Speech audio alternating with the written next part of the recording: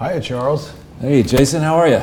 I'm doing well. This is going to be one of these rare days where we don't have to have the air conditioning or the heat on. That's good. The audience may observe somewhat improved sound quality. That's good. That's good. Well, I think the audience will start by marveling at this masterpiece of the art department, which really does capture a very important theme that I think the mainstream media, and even to a certain extent we have lost sight of. There's a big picture thing going on here, and it's captured by this image.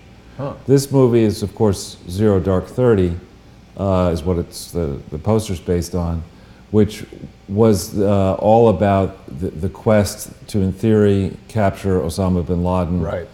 in Pakistan, Right. when that happened in was it May of 2011, I think. Yeah. But what we're using it to talk about is a bigger and broader sweep of history, which is the long time frame. And you could go back probably even to January 20th, 1993 if you wanted to, but the very long time frame during which it has not made sense for the general public to have access to the incriminating emails of the Clintons, of the Obamas, and indeed of all connected to this period where the deep state rose to take undue power and influence over we the American people and over the entire world. That period, I would argue, I'd mark the beginning of that period in earnest as September 11th, 2001. Oh, yeah. I mean, and a week before then, of course, Bob, I like to go out and drink Mueller, decided that he finds his way back as head of the FBI on September 4th, and a week later, 9/11 happens, and the world really has never been the same because we, the people, have willingly followed the siren calls of those who would say, well, if you don't have anything to hide, you really shouldn't worry that the government's snooping on you, missing the important point that no snooping system is perfect. We saw it with Snowden. We saw it with other people, that you have all these contractors. You create a machine that is as powerful as we may now have to scoop up everything. And within that everything is going to be all sorts of sensitive, competitive information, sensitive personal information, information that can be used to blackmail people or for personal advantage or for political advantage. And I don't think the American public has ever had a serious debate examining how that balance of power should play out. We certainly can look back on this period to September 11th, 2001, and say 17 years later in this, you could buy the argument that my young children used to come to me, you wouldn't imagine how dirty this room was before we started cleaning it up. Yeah, right. I feel like I might have said that at some point. Right. But similarly, the security services are fond of saying, all the stuff we've stopped, and I'm sure they have stopped many things here in New York in particular. But beyond they were planning them and then they stopped. But beyond that, what about the gross intrusion into everybody's privacy? What about the fact that we know, in Hillary and Bill, we know when they were president, and when he was president, they've admitted it, that around the Clintons, FBI files of many, many rivals and adversaries of the Clintons somehow found their way into the possession of the Clinton machine, and that's a gross abuse of the law. We know that. Well, you're raising an interesting point because, that has been what we've heard since the Patriot Act came about. I'm not doing anything wrong, so I have nothing to hide. They can look at all my stuff. But those that are adept at manipulating situations and information can potentially inject information into your personal information by emailing you things or making statements, and then there's this sort of, through FOIA or through subpoenas and lawsuits, if emails are obtained and someone says, ooh, we have your private communications here, what's this person talking about to you? You can't control what other people send you. And so giving the government the power to just go into your stuff and rummage through it until they find something they can use against you. And since we've seen all these other circumstances where they can force people to plead guilty to crimes that they didn't do by putting them in these very uncomfortable lawfare-fueled situations where a plea bargain might be less expensive, more expeditious, less difficulty on your family or whatever. They can force you to do things. So every time we give up these rights, or every time we agree to let some dope senator fill people's heads with the nonsense that everybody has the right to be believed, or was that Cory Booker who said that? No, but he has the right to be. I think we should get an FBI investigation into him. Yeah, that's good. That's good. But just staying on this picture though for a second, it was an excellent poster in the art department. Another, fantastic. Thank you. I like to. This isn't exactly on script, but I like to contrast the attitude that the talking heads in the mainstream media now have. They've decided that we in America, even Lindsey Graham decided we in America can stipulate who was going to be the next king of Saudi Arabia over this journalist incident in Istanbul, which we still don't yet know what really happened in Istanbul. The stories are changing, and we're right to be skeptical.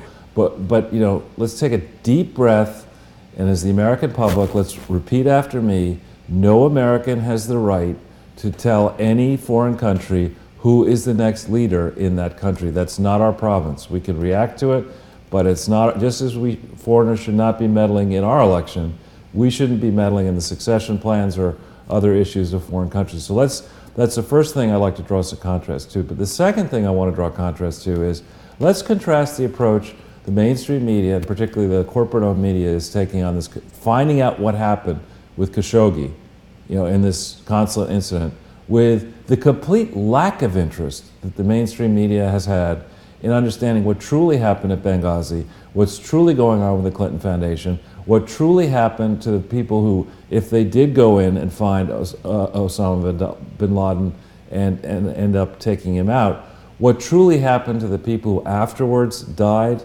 who were on that team, SEAL Team 6, I believe. Extortion 17. That's all about U.S. matters. That's all a province where we in the United States, across the political spectrum, have an absolute and ironclad right to know what happened there, particularly given that we've now invested 17 years, countless lives, many trillions in this exercise.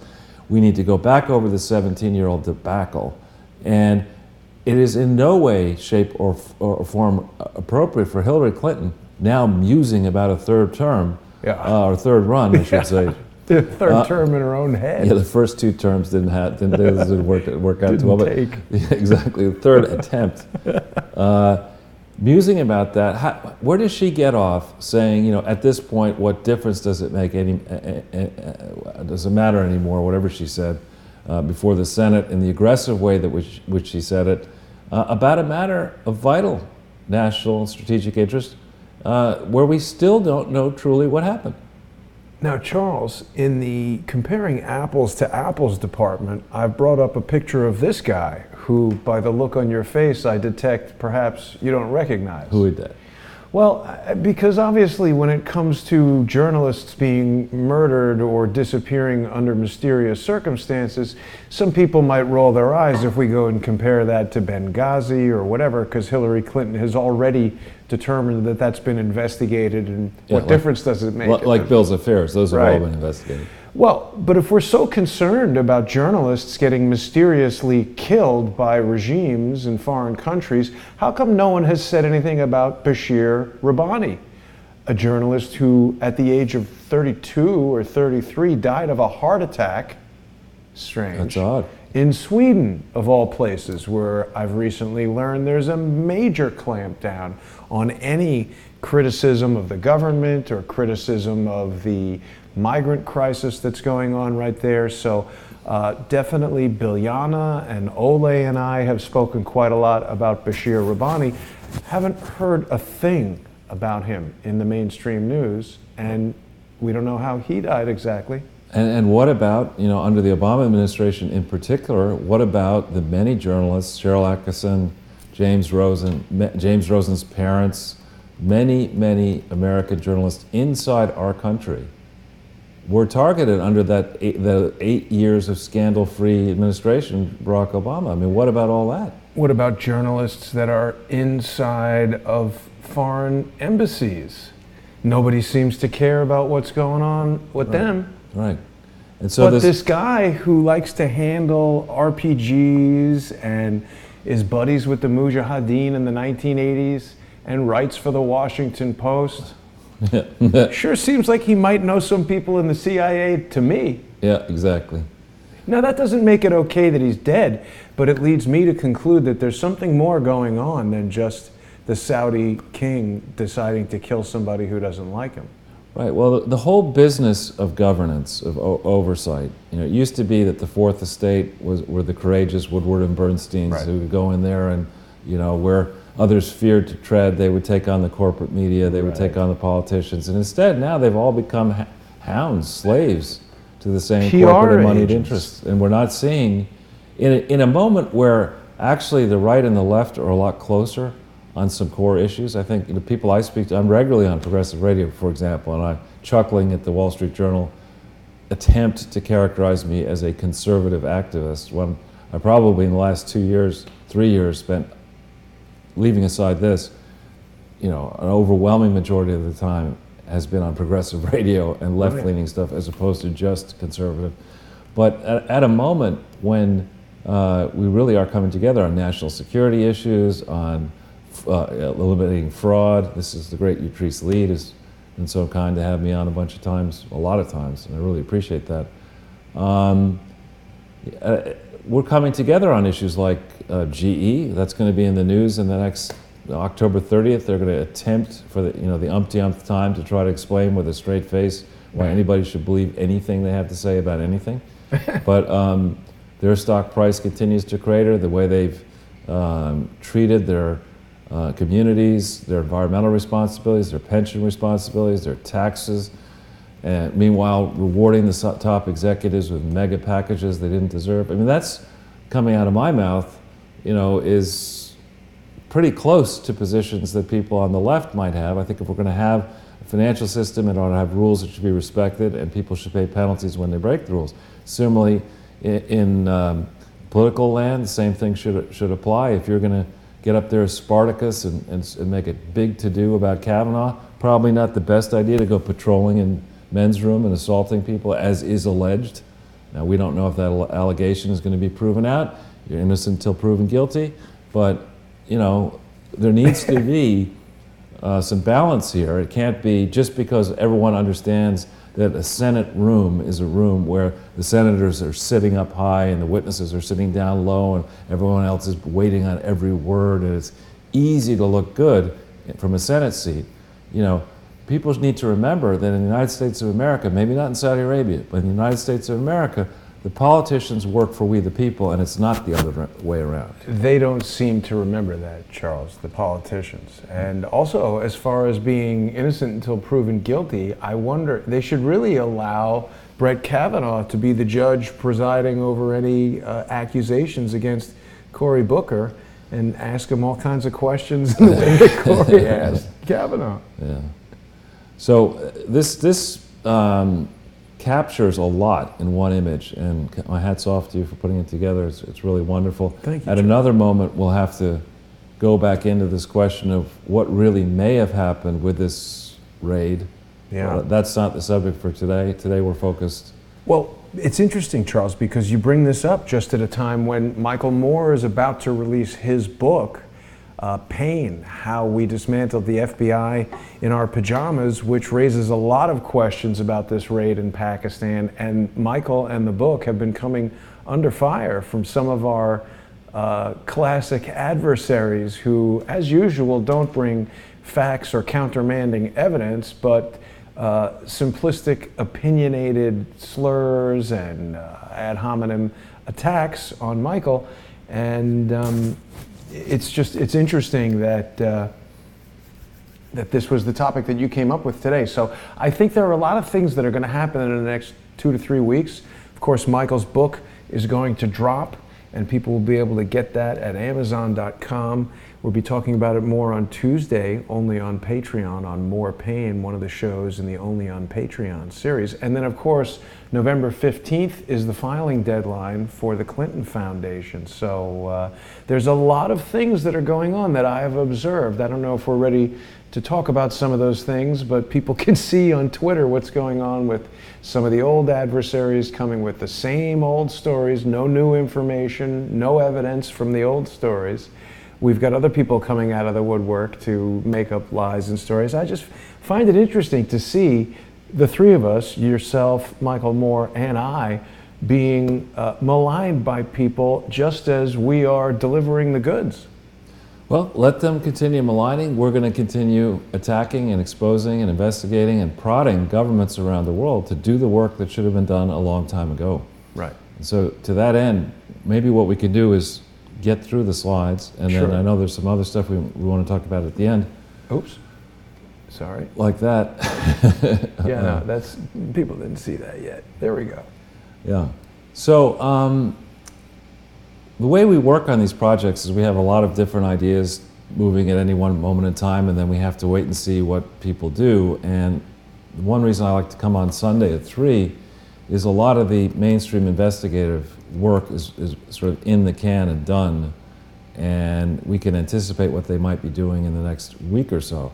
Last week there was a story late on Friday, which we're not going to reference or provide a link to, involving the Wall Street Journal, that appears to be going back over the ground of Peter Smith, and then trying to suggest that Mueller and his team are looking super closely into that as well. They should. Into making up stories for the Wall Street Journal, you mean? Well, they should definitely pick up on the strands, and we're going to hammer them today, involving what Peter Smith and I were talking about over the course of, whatever it was, two and a half years until he died, or maybe 3 years until he died. And that is all to do with how a lot of people currently on the, Peter would have known about this because Mueller was selected after his death, but a lot of the people currently on the Mueller team are people who, in my view, have gross conflicts of interest, because what Peter and I were so concerned about, and what we're still trying to expose, is this massive, the largest set of unprosecuted charity frauds, over 100 billion. When you really tease it out, could be in the trillions around the world. That's something that took root and blossomed under this deep state period, September 4th, 2001 forward, precisely when Mueller should have seen all this. I mean, his people should have seen all this. The FBI is very powerful. Instead of nipping the Clinton Foundation fraud in the bud when they could have, they allowed it to metastasize and spread around the world. And Rosenstein was in a position where he could have done something about it. Comey was leading the charge against it so effectively. Yeah. And so to let those three people still stay connected, and then of all the special prosecutors in the world, you're going to pick Bob Mueller, the man who, if you really did the work here to follow the trails the way they are going to get followed eventually, into these Clinton Foundation frauds, into Uranium One, into Ronboxy, into many, many things, the Skolkovo matters, we've talked about them, into the simple way to think about it is, this Clinton Foundation was supposed to stay, didn't have a passport to go past Little Rock, Arkansas. That's it. It didn't have, budget or authority or any right to do any of this work. It never has amended its Articles of Incorporation, which are the controlling document, to do any work outside Little Rock, Arkansas, or outside the United States. It never has had that right, and yet it has taken that right. It's never accounted for its stuff properly. It's never gone through, taken the steps you have to take to do all this stuff. And yet, it's managed to slither along and become this gigantic $3 billion in declared revenue mess, that's never had a proper audit, never filled its tax returns out properly, even though they've tried to, had multiple amendments, multiple restructurings, and these are all warning signs that are written about in these memos by the American Institute for Certified Public Accountants, which, guess what, is chaired by, currently, the man who's the chief operating officer of the slovenly, way off, out of control accounting firm BKD, which I think should rename itself BAD, and should be actually put out of business because they have not, their name and their, quote, work, their audit and tax work that they've done from 1998 through 2012, and then some revisions in 2015, the guts of that work is the essence that holds up all these financial statements. And yeah, you know, I think the sad part of it is that the Tiger would have done a better job of this work. You know, I mean, it's unbelievable. Charles, I just noticed for the first time today, Truman the Tiger seems to have just left the men's room with Cory Booker. Easy. That's bad. That's really bad.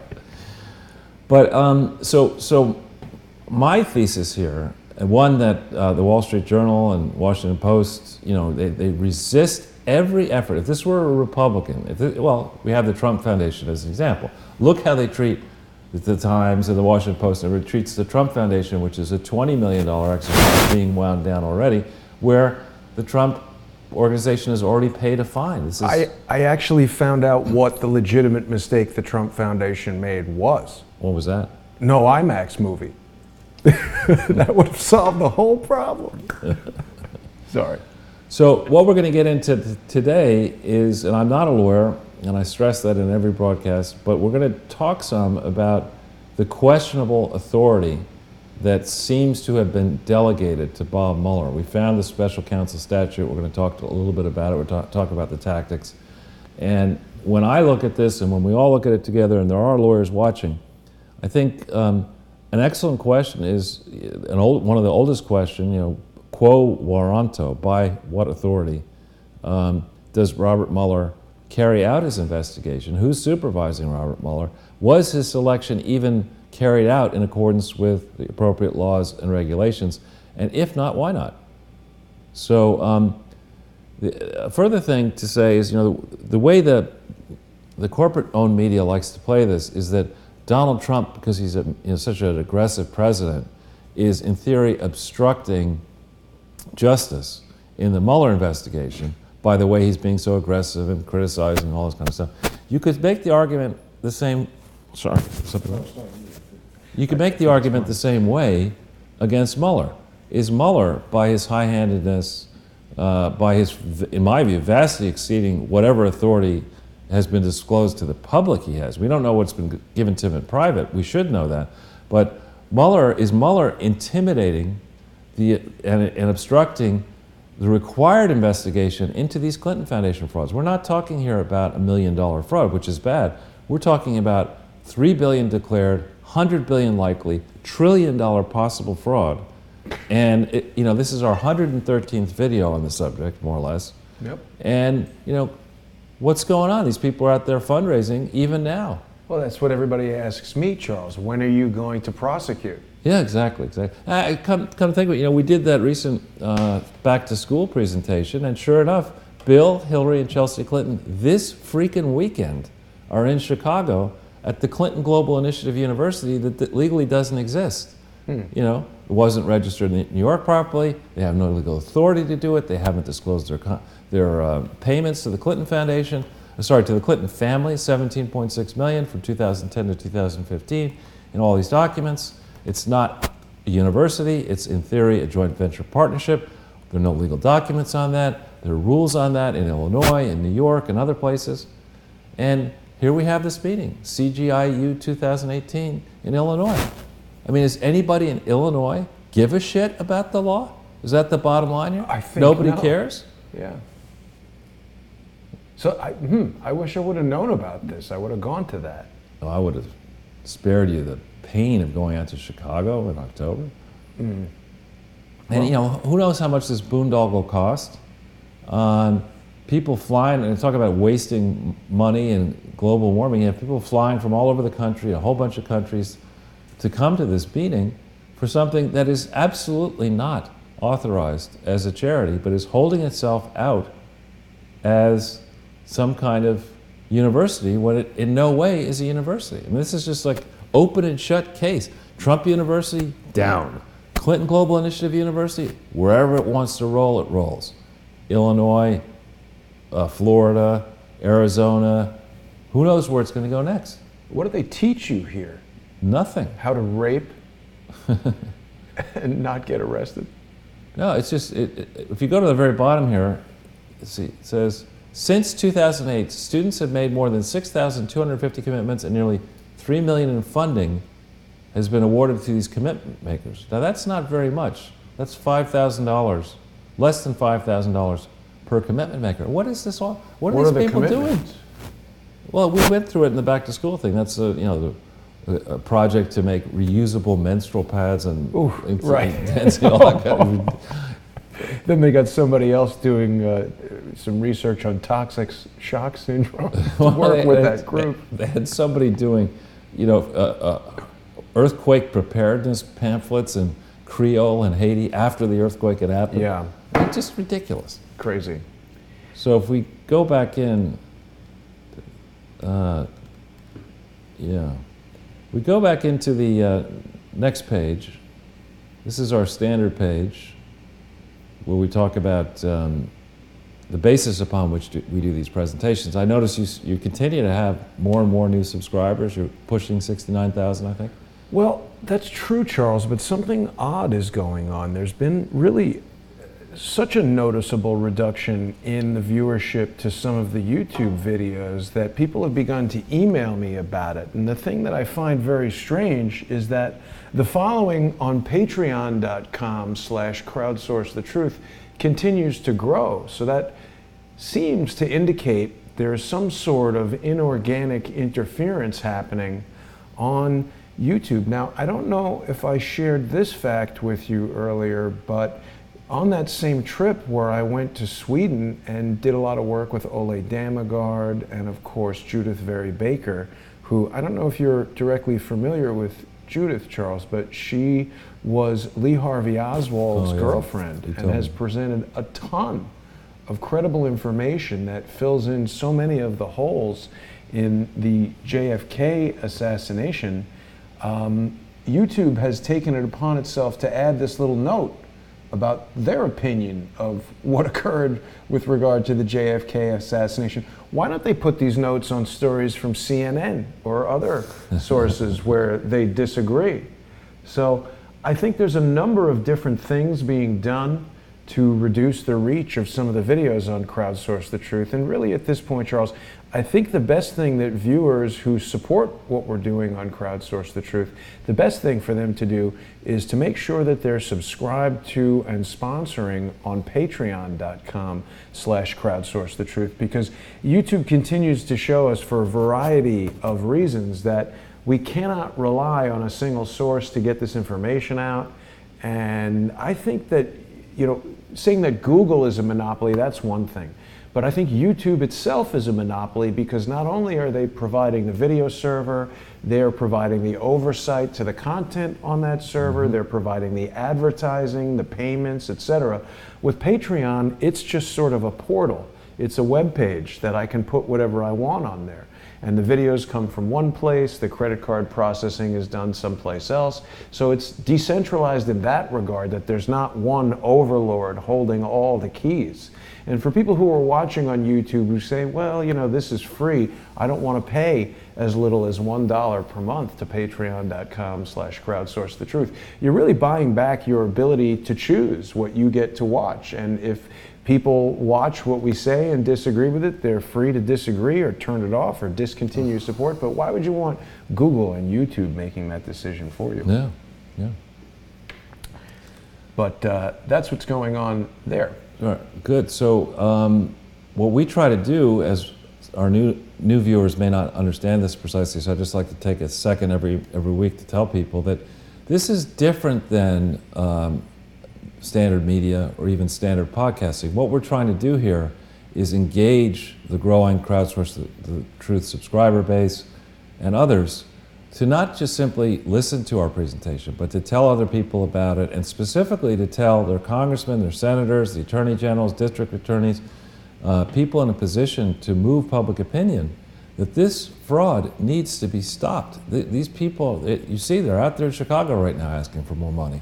They'll never stop asking for more money. Hillary and Bill, and I don't know if Chelsea's going to be on the tour too, are talking even in addition to asking for money via a foundation, they want to simultaneously sell tickets to hear them give speeches around the country asking for more money, I guess. I mean, these people will never stop asking for money. That's their business, asking for money.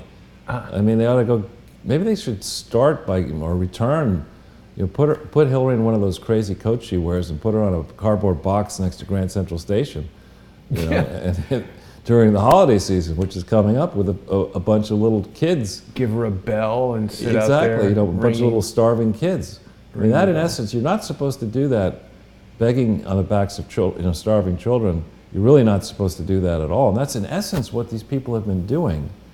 And we try to document our detail. We're giving you high-level comments now. We try to document week in, on Sunday and on Wednesday. We try to document our specific concerns. We give you the opportunity to go in and check our work, check our sources, expand upon our work. If you want to give us comments, here's how you can contact me at Twitter, Jason on Twitter, and you can hit into Google contact and www.charlesrotel.com, and you'll get to a link of how you can send me an email if you want to. Understand that I only respond to constructive suggestions. If I made a mistake, please tell me. I don't respond to crank emails or tweets or anything like that. It's a waste of time. Other than by Twitter blocking you. Right. And on the other way, blocking you any which way I can. So right. I don't get a lot of that, thankfully. Instead, there are a lot of very helpful people out in the crowdsource community who are doing wonderful work, and to them I say thank you. And be of a good heart and courage, because we're getting really close here to some major wins. Yeah. Right. And so, Charles, the other thing that we always like to show everyone is the playlist for Sunday with Charles, which of course is a handy way for people who maybe haven't been able to keep up with all the different episodes that we've put out. On the Jason Goodman YouTube channel, we've got this Sunday with Charles playlist, which actually includes all of the Sunday with Charles episodes, as well as all the Charles Ortel is Closing In episodes. So if someone finds themselves in the FBI or some investigative and law enforcement body around the world that's been defrauded by the Clinton Foundation, this is a wonderful place to go to, where you could basically transcribe all these videos, edit out my dopey jokes, and submit it to a court as evidence of crime, essentially. Well, honestly, what we're trying to do here is this is such, the Clintons are evidently, and the Obamas, I think, and perhaps the Bushes, are a huge fan of, go big or don't go at all. Right. And if you're gonna, in the guise of a presidential charity, rip off the world, you don't do that for $100. I mean, you may as well go for the billions and the trillions or whatever, because no point in just trying to steal a few million. Well, I mean, if you're going to just steal 800,000, like, who is our friend? Corinne Brown. Right. You're just going to go to jail anyway. You might as well steal billions, and then you can hire lawyers. Now, the other thing that's interesting, Charles, I see you're back to a pretty steady rate of growth here on Twitter. This is maybe pretty close to your usual weekly. Not really, actually, but it's growing again, where for a long time it was just flat stalled. Now it seems to be growing a little bit. I am basically stalled, 24.3. Right. So hopefully people will continue to follow and share at CS The Truth. Twitter is useful because if anything does happen to any of these other social media platforms, I'm going for, sort of a lot of redundancy, so that in the event that there's a social media purge, people can still find us. People are suggesting BitChute. We're on BitChute. We're on patreon.com/crowdsourcethetruth, using all these different things. Real.video, Mike Adams doing a great job there. But all of these platforms that aren't YouTube are less capable. They can't accommodate as many simultaneous viewers. They're more difficult to upload things to. They don't all have live streaming. And so, again, this is part of what I think YouTube has done that's anti-competitive practice, by making this free platform so robust and controlling so many aspects of search and advertising and payment, and basically blocking out competitors by making it virtually impossible to compete. Mm-hmm. Well, good. So that's some background on us and the playlist, and we just jump right into this. This was a suggestion, a constructive suggestion from one of our veteran viewers, that we begin the broadcast actually talking about 8 key points that you should try to remember.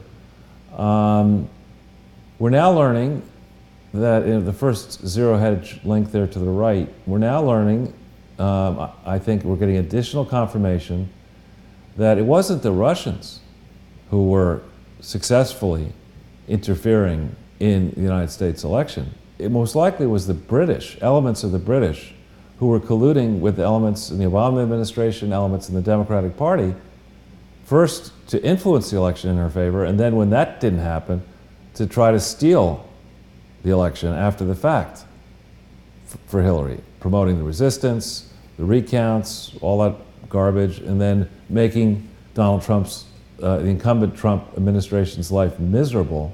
It seems a lot more likely to me, from the evidence that I've been noticed so far, that if you want to pick on one government, it would be the United Kingdom government. And this wouldn't be the United Kingdom government. It wasn't called the United Kingdom back then, but in 1812 they burned down the White House. Still haven't forgotten that.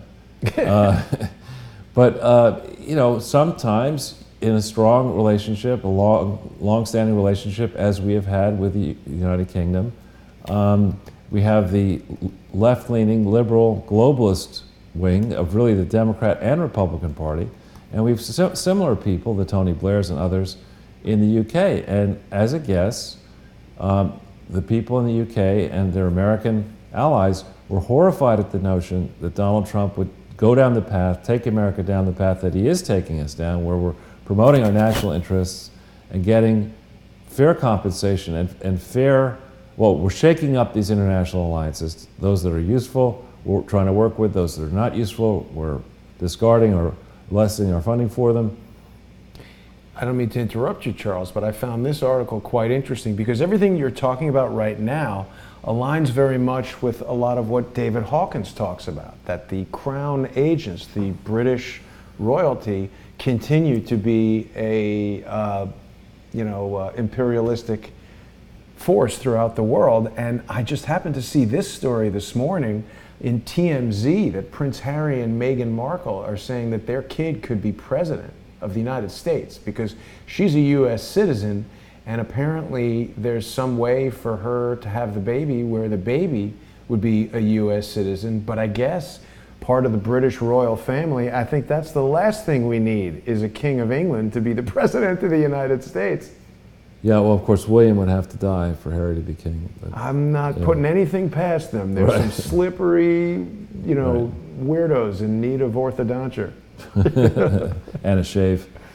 Yeah. He's not even Charles's son, from what we've heard. Well, let's not go down that track. Sorry. So if we could just go back into the slide for a second. Sorry. It's all right. But that's a troubling story, right? That they start talking about their kid being president? And do we already hit the zero-hedge link or not? The first one, yes. Yeah, that's all right. So the next thing here is the second link. There's a judge, and this is a different, the Concord case. The judge is saying, now wait a minute. If you're going to assert that there's meddling, you've got to demonstrate to us that there's meddling by this Concord Management and Consulting. You've got to show us, prove to us that this Russian company meddled in the election. And here we are, October 21st, 2018. I would have liked to see, more discretion in the beginning of this whole mess, saying, Bob, do we have a case here? I mean, where's the proof of Russian, where's the proof that justifies having this investigation? Why don't we go through that discussion in May of 2017? Why are we now in October 21st, 2018 in a place where this judge, and I don't know whether the judge is an Obama appointee or a Trump appointee, but nonetheless the judge is saying to Mueller, actually you're going to have to give us some real clarity underpinning these allegations you've made, and we'll see whether Mueller can actually do that. I note that this article has been shared 9.4 thousand times since 10 o'clock this morning. That's pretty amazing. Yeah, that is quite good. How many views does it have if you go further down? It says, 128,000. I mean, this is some big news with 200 comments. Now, The judge in question is Dabney Friedrich, appointed by Donald Trump. Appointed by Donald Trump. Okay, there you go. So now perhaps we're starting to see some justice return to the Department of Justice. That might be a good thing. They might not recognize it, when they try to get back there. But that's interesting, because so many of the judges at this point are Obama appointees. But perhaps we can. But now here's the stunner. This came out. I saw it early this morning. Not that one. The other one. This. No, the third one. This. Yeah. Now this, I saw this. This has 23.3 thousand shares. I actually think it came out earlier than 11:40. This must have been updated, because I saw it this morning at very early in the morning. I'm not even going to say when. This is too early. 6 or something. No, earlier. Wow. And this, if true, this is a filing. The Department of Justice admitted in a Friday court filing that the FBI used more than one confidential human source or spy to infiltrate the Trump campaign. This is just outrageous. When they say to infiltrate the Trump campaign through Carter Page. Well, let's hit the Friday court filing, just so people can see it, that one. I mean, I haven't, to be fair, devoured this filing. This is 178 pages long, and I'm going to do that tomorrow. But hats off to the James Madison Project for teasing this information out. But we're learning here that... What is it that they want summary judgment of? Well, let's not focus on that for a second. It's just, this is a legal filing that has evidence, or where the FBI, or the Department of Justice, admits that multiple spies were used against the Trump campaign. And I'd take a step back. I don't think one spy should have been used against any campaign. Yeah. What the hell is going on here? Yeah, why does the FBI think it's allowed to spy on people who are running for president? Yeah, I mean, this is absurd. Because they don't like them. Yeah, under what pretext? And who are the people involved in all this? So this is something we'll have to read in great. You can see it's a lengthy document. We'll have to all, as a group, go through this in some considerable detail. But this is, I think, very alarming, and it makes me think long and hard about this whole process going way back. Remember, if you go into a world where suddenly the deep state controls everything, FBI guys there for 10 years, presidents only for 8, suddenly you're hearing arguments that, well, these politicians, they come and go, we're the permanent establishment, we can think for the long term, we need to be trusted, we need to be allowed to do what we want to do, and nobody, by the way, should regulate any of that. I mean, when you adopt that kind of thinking, you end up in this place where we are here. And I think all Americans across the political spectrum should be shocked at this, because in 2015-16 it was the Trump campaign. What's it going to be in 2020? Yeah. What's it going to be in 2024? Well, I mean, this is the deep state electing whoever they want, or helping, trying. It didn't happen, luckily. That's right. So now this, I hadn't been watching the Conservative Treehouse in a while, just because I've been busy. But this fourth one is an excellent point, and one of our close followers encouraged me to think through this a little bit. You would have thought that by January 20th, 2017, people who had been operating, let's say, for 8 years under Obama, fearful of revealing that they might not be all that happy in the Justice Department or the FBI or the IRS, with, let's just call it politely, overreach of the Obama administration, you would have thought that there'd be a lot more whistleblowers coming forward by now. After all, here we are, October 21st, 2018, Donald Trump's been in office for a long time. Surely people who are aware of wrongdoing, unpunished wrongdoing in the Justice Department, in the FBI, in the IRS, surely by now more of them should have come forward than apparently have come forward. And that makes the writer of this piece wonder, how deep is the rot? What Sean Hannity and others have been saying is, well, actually, the people at the top are the problem, the line agents are not a problem. That may miss the point that the people at the top have had a long period of time, 8 years under Clinton, 8 years under Bush, 8 years under Obama. That's a lot of time, 4 years under H.W. Bush, to corrupt many more than just the management. Indoctrinate. Yeah, and so the fact that we haven't had swifter progress here, and you reach a certain point where you say, you know, I'll give Donald Trump time to find his feet and all that, then can't be too long. Right after the midterms, right after we're done with that, there needs to be a house cleaning at the Department of Justice and at the FBI. And there needs to be progress on this Clinton Foundation and related fraud scandal, because you know, we can't be doing this forever. We can't say to the Clintons, why don't you spend the next 10 years of your life stealing another, you know, $1 billion and salting it away, possibly offshore for the benefit of your child and grandchildren. This example cannot let stand unpunished. We can't do it. You know, Charles, after the house cleaning, perhaps there'll be time for a barbecue. Getting the mileage out of this. You know, I meant to say earlier, there actually are people who are sending me emails that believe there is an art department. Like, I've got some people there who are... I mean, don't. I know you're the nominal head of it, but I mean, it's what, 165 people? Right. Yeah. So if we hit this link on the left, we've got a Pulitzer Prize winning author here, Michael Goodwin, saying Hillary's definitely going to run in 2020. Oh, well, you know, now I like this guy. But a Pulitzer Prize to me is worth about as much as a Rhodes Scholarship. Yeah. Now, if you keep going down the page, and it's pretty funny cover, today's cover, birds of a feather. Who are those birds? Whoops, where did it go? Cuomo and Gillibrand. Chicken Cuomo and Chicken Gillibrand, both ducking debates.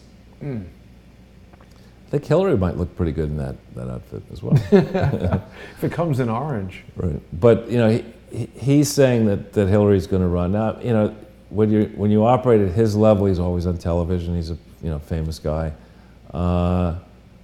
I think that he's wrong.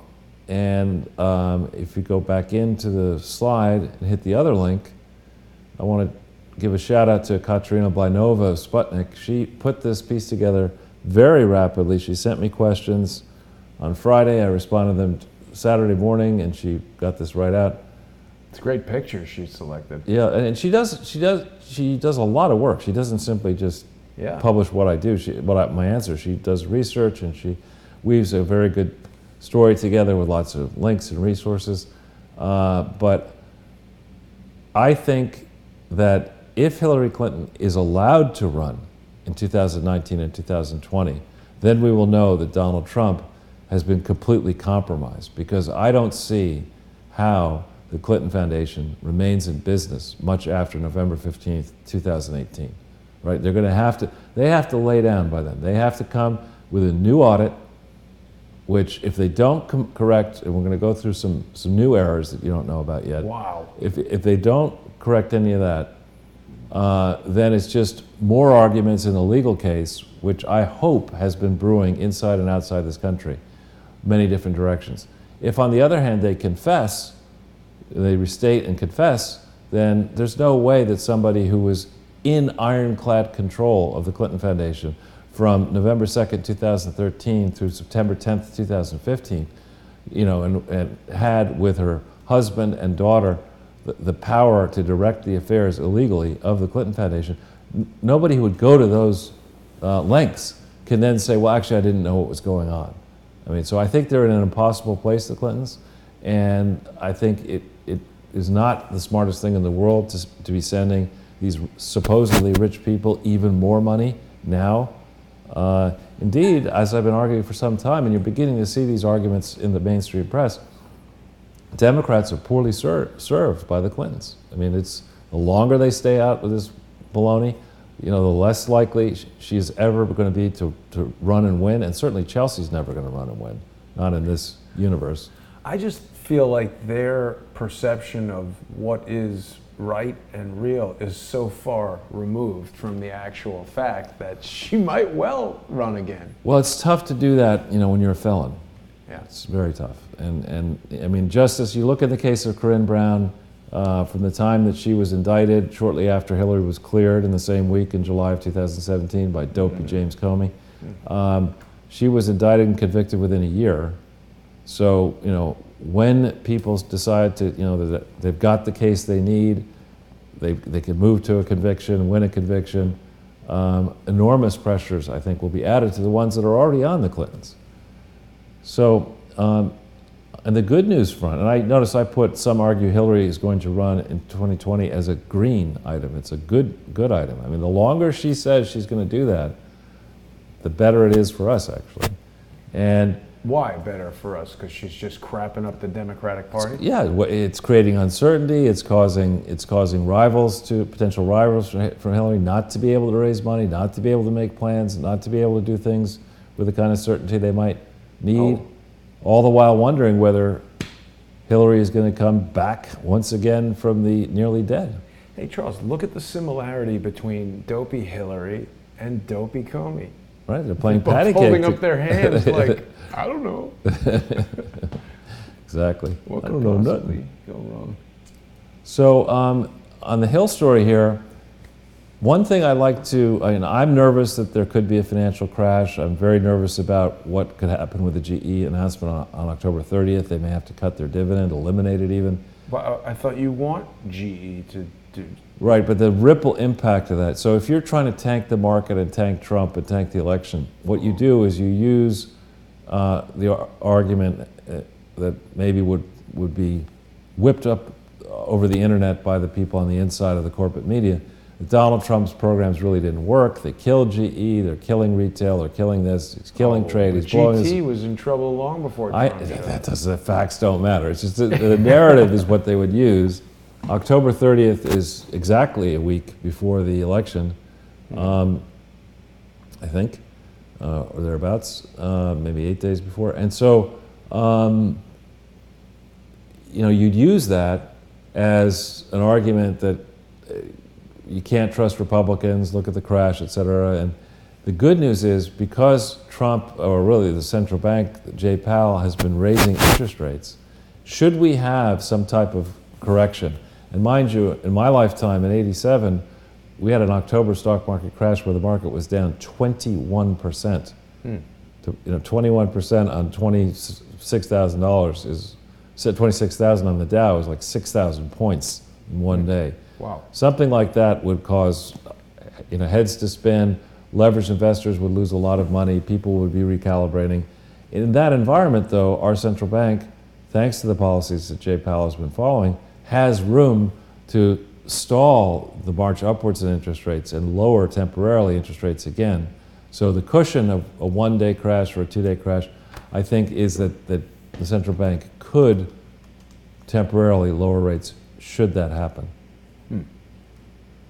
So, but meanwhile, the prospects are very, very good in the Senate and in the House and in state races. And this story here is a big story. This is really, should scare the living daylights out of the Democrats. The Democrats have been counting for too long at state, local, and federal levels for the black vote. They just assumed, I mean, in prior races, it's been overwhelmingly Obama, Clinton, et cetera. But you're starting to see a new generation, the Candace Owens, Kanye West, and others, look at Donald Trump, look at what he's done, and begin to see the benefits that are now spreading across the number of new businesses that have been started in the black community and are flourishing is amazing. The percentage increase in that. You're starting to see people realize the benefits that these tax cuts are providing, particularly to the lower and middle income people. The monumental benefits.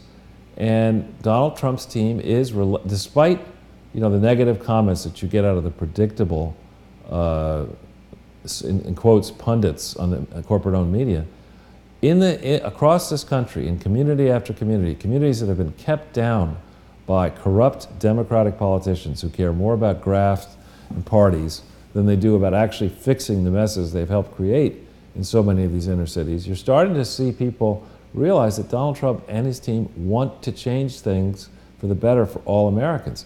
And Donald Trump has agreed, and he's been accepted. I mean, he's accepted an invitation to speak at an African American youth leadership conference. And as a guest, he will hit the ball out of the park in that speech, both in the speech and his reaction to questions. He's doing things that no Republican has ever successfully done before.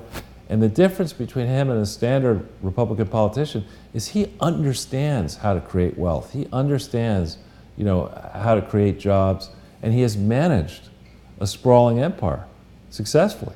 So I think that this is of all the things that are on the horizon and are threatening to the Democrats, point 7 should scare the bejesus out of the Democrats, because there's a chance in this election that you're going to see minority votes break in a very different pattern across the country than they have broken in the past, favoring conservative economic people. Now, I did mention this Spartacus episode. If you hit that Twitter link, and again, I hasten to add, you're innocent until proven guilty. Yeah. But this came out, I forget when, and you can follow it down below. And there are very specific allegations are being made against Cory Booker, and there supposedly is corroborating evidence. But he's anonymous, this guy. Well, no, this is when the tweet came out. He subsequently retained a lawyer, and so this is moving quickly, this project. Cory Booker sexually assaulted, and why it doesn't matter to the Me Too movement. Well, because he assaulted a man. Doesn't this man have the right to be believed? Well, he's writing this, I think, in tongue-in-cheek, as it were. Well, I mean, I hope this person isn't making these allegations up, not because I particularly want anyone to have been sexually assaulted, but I think we've seen a lot of people coming up with false allegations, and whenever anybody does that, I think it hurts the ability for actual victims to come forward. Sure. From what I could tell so far, this, on a spectrum of, made up and credible, I think it's a lot more credible than made up so far. But I agree with you. You're innocent until proven guilty. And, let's subject this set of accusations to confidential, in-depth investigation. And if it is true, if these are true, then Spartacus and his backers may have some tough choices to make. Yeah, like which prison cell would you like, Mr. Booker? So one headline in all this, if we just go back quickly, is that in this period, we go back to January 20th, 2017, even before that, to immediately after the election, Donald Trump has been facing a tsunami of criticism at every turn, first from Never Trump Republicans and embittered Hillary Clinton supporters. But then along the way, it's not as if there's been a honeymoon period for Donald Trump. It's not as if he's had an easy path here. Nonetheless, he's actually delivered tangible results for, across the board for most demographic groups that you can think about. And there are areas of concern for some, but overwhelmingly there has been progress despite the resistance. Yeah, that's been amazing. All right, so here on this question of special counsel, all right, we have a long timeline, if you'd hit that link, Jason, a long timeline that goes through how, and it's very good actually, it goes through how this crossfire hurricane counter set of measures against Trump, how it may have evolved. And the way I would like to think about this is, I'm open-minded on this, but I think it's likely that the origins of this crossfire hurricane date to the period July 6th through 10th, 2015, when the FBI was forced, perhaps reluctantly, to open an investigation into Hillary Clinton's mishandling of classified information.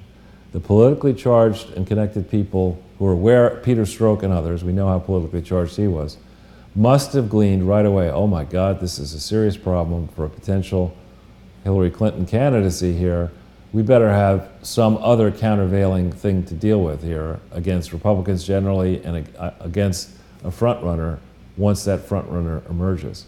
So I think one really needs to go back over the long timeline here to think carefully about how we ended up with this Robert Mueller investigation. It has deep roots and legs, and we need to understand, the commonalities, who is involved in the Hillary Clinton botched examination of mishandling of classified information, and who has been involved and who is involved in the Mueller thing. We got to understand all of the links, all of the conflicts, all of the suspicious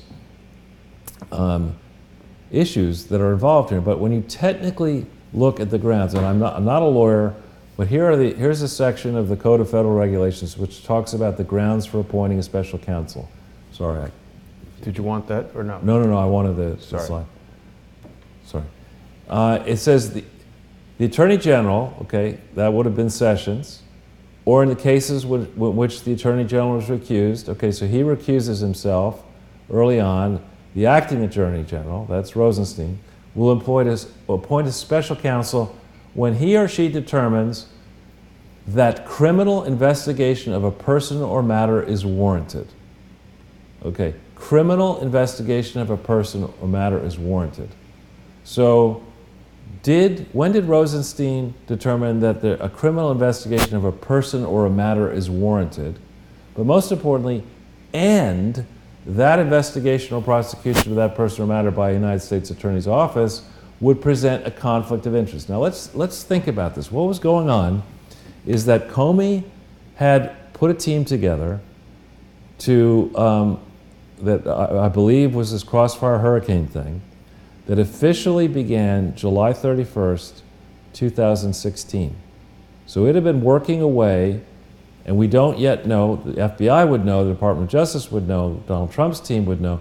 We don't yet know the specific basis upon which the Crossfire Hurricane investigation was opened. We don't know who manned it. We don't know who, the full complement of people who were on it. It's just 3 weeks after Comey decided that no sensible prosecutor would go after Hillary. Right, and we don't yet understand, and we can't compare and contrast, the judgments what does sensible mean? Right, the Hillary judgment versus this judgment. But my point is that by May 17th, when Rosenstein makes this determination, May 17th, 2017, a lot has already been happening under the Department of Justice care and authority, right? The Crossfire Hurricane thing is open July 31st, 2016. What long trail of all those people have been going down?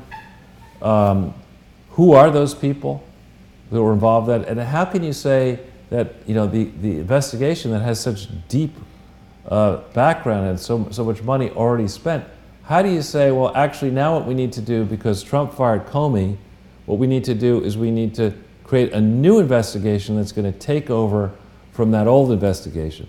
Just looking at the statute here, the regulations, I don't see what Mueller is doing as being consistent with what this statute is saying. If there was an investigation ongoing Crossfire Hurricane, just because Comey is fired as head of the FBI, I don't understand why Department of Justice couldn't go barreling along and continue that investigation. With a new director. Yeah, the investigation would not be run by the FBI director himself, right? But people underneath it. Right. I don't see the need to just because Comey goes. Now what you have to do is say, not what you guys have been doing since July 31st, 2016. Forget that. We're going to put Mueller over here, and we're going to pick. It doesn't make sense to me that they would have done it that way. And then when you look at the actual letter, I've provided a link to the regulation, and here's a link to Rosenstein's letter, the press release with his letter announcing the investigation.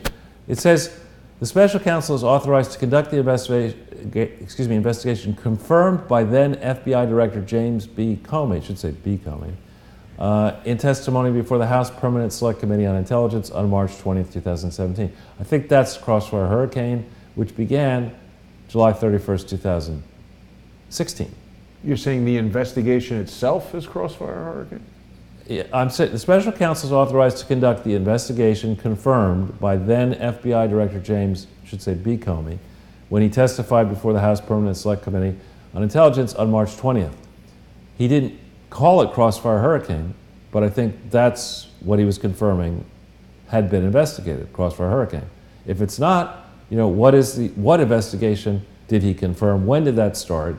Okay, and how is any links and or coordination between the Russian government and individuals associated with the campaign of President Donald Trump, how is that a criminal investigation of a person or matter? Any links? Yeah, because a business link is not necessarily criminal. It's too wide sweeping. It should be a much more specific criminal investigation of a person or matter, right? It just seems like a laundry list here, and any matters that arose or may arise directly from the aforementioned investigation, which is overly broad, and any other matters. I mean, it just seems like this They can investigate all their business dealings. And the thing is, it's not like we're at war with Russia and doing business or going to visit there or having dinner with someone from their government is something illegal.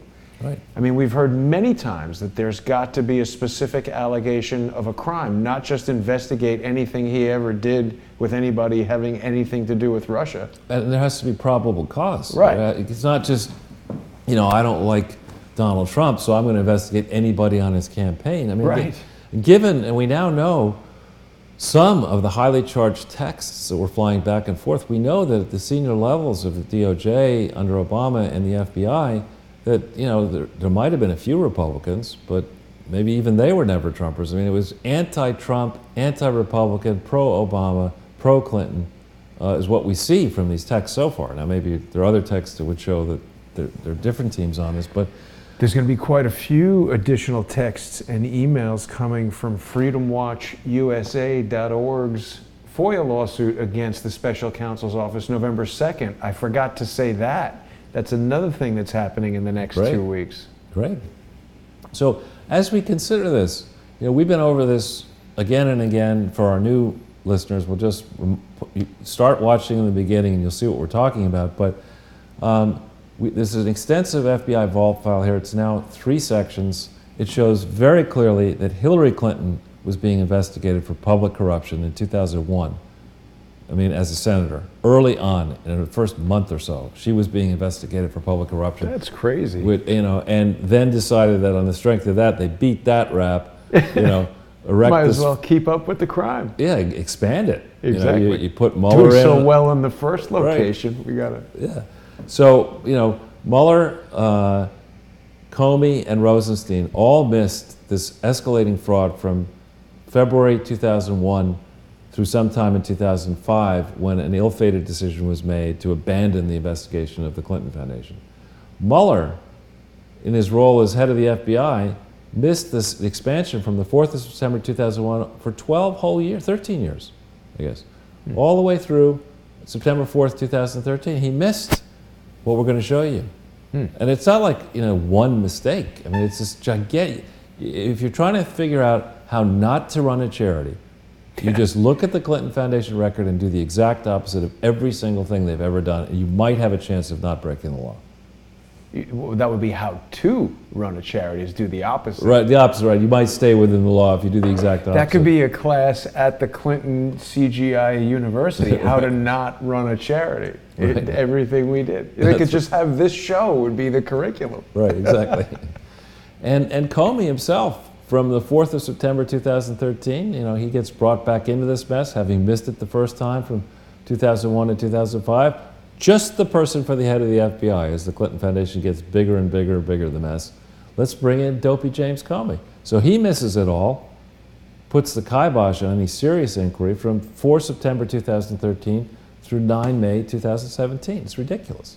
So in all this mess, the real question, and I not because I have favorable feelings for Russia or against Russia or any country, the real question should not be so narrow as to did a single nation, Russia, UK, you pick it, meddle in our elections in 2016? It should be broader than that. We should go way back, certainly to 2010, maybe all the way back to 2000. In this internet age, where we're a lot more connected, and therefore there's a lot more possibility for messing around electronically, changing things electronically. How many foreign actors may have illegally attempted, conspired to intervene in our various elections?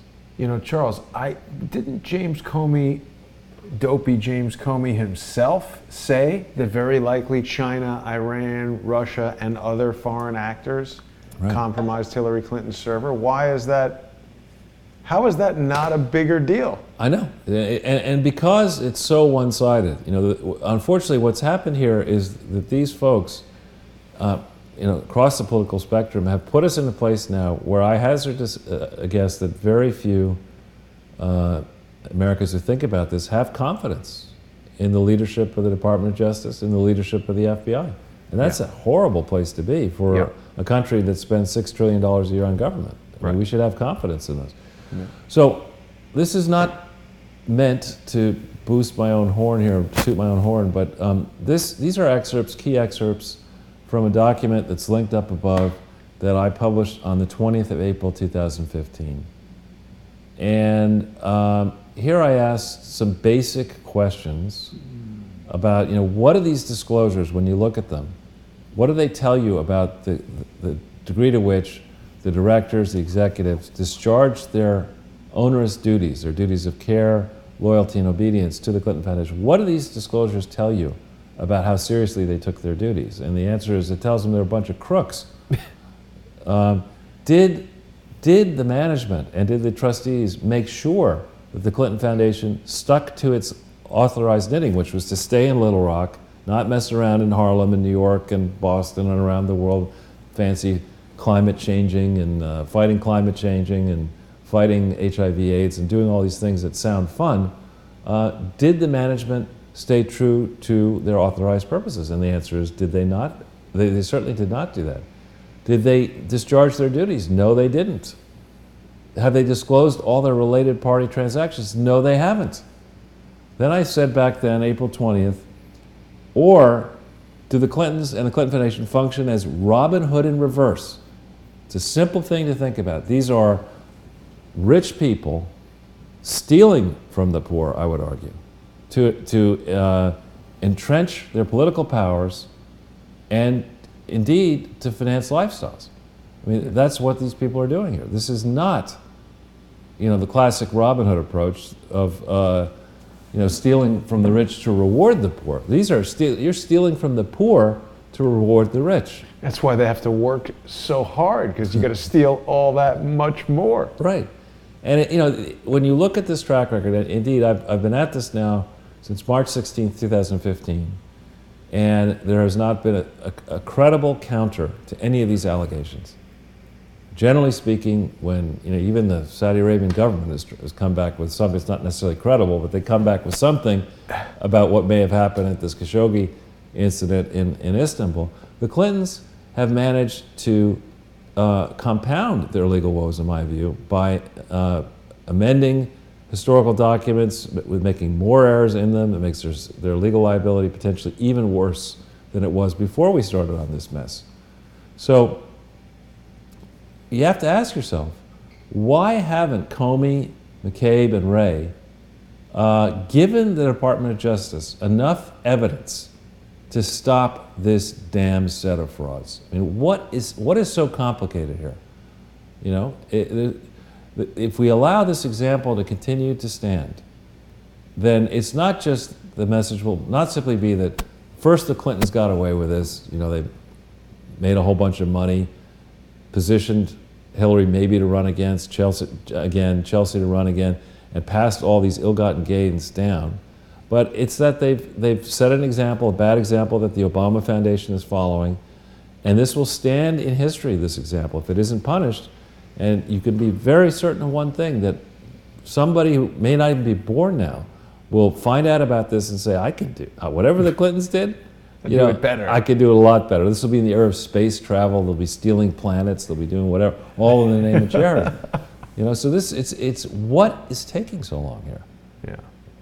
So if we go to the next page, somehow. Okay, we'll go very quickly through this. Okay, this is just, we've had umpteen presentations about problems before 2009. This is just taking the period of 2009 to 2010 when BKD issued what I would call an anchor audit for all subsequent work, an audit for the period ending December 31st, 2009. Every single one of these steps is illegal. Every single one of them. They had no authority. The Clinton Foundation has never amended its Articles of Incorporation, which is what you have to do if you want to change what your mission is going to be. They've never amended them. Not once. But they went ahead and they said, you know what? Bill just got made special UN envoy to Haiti.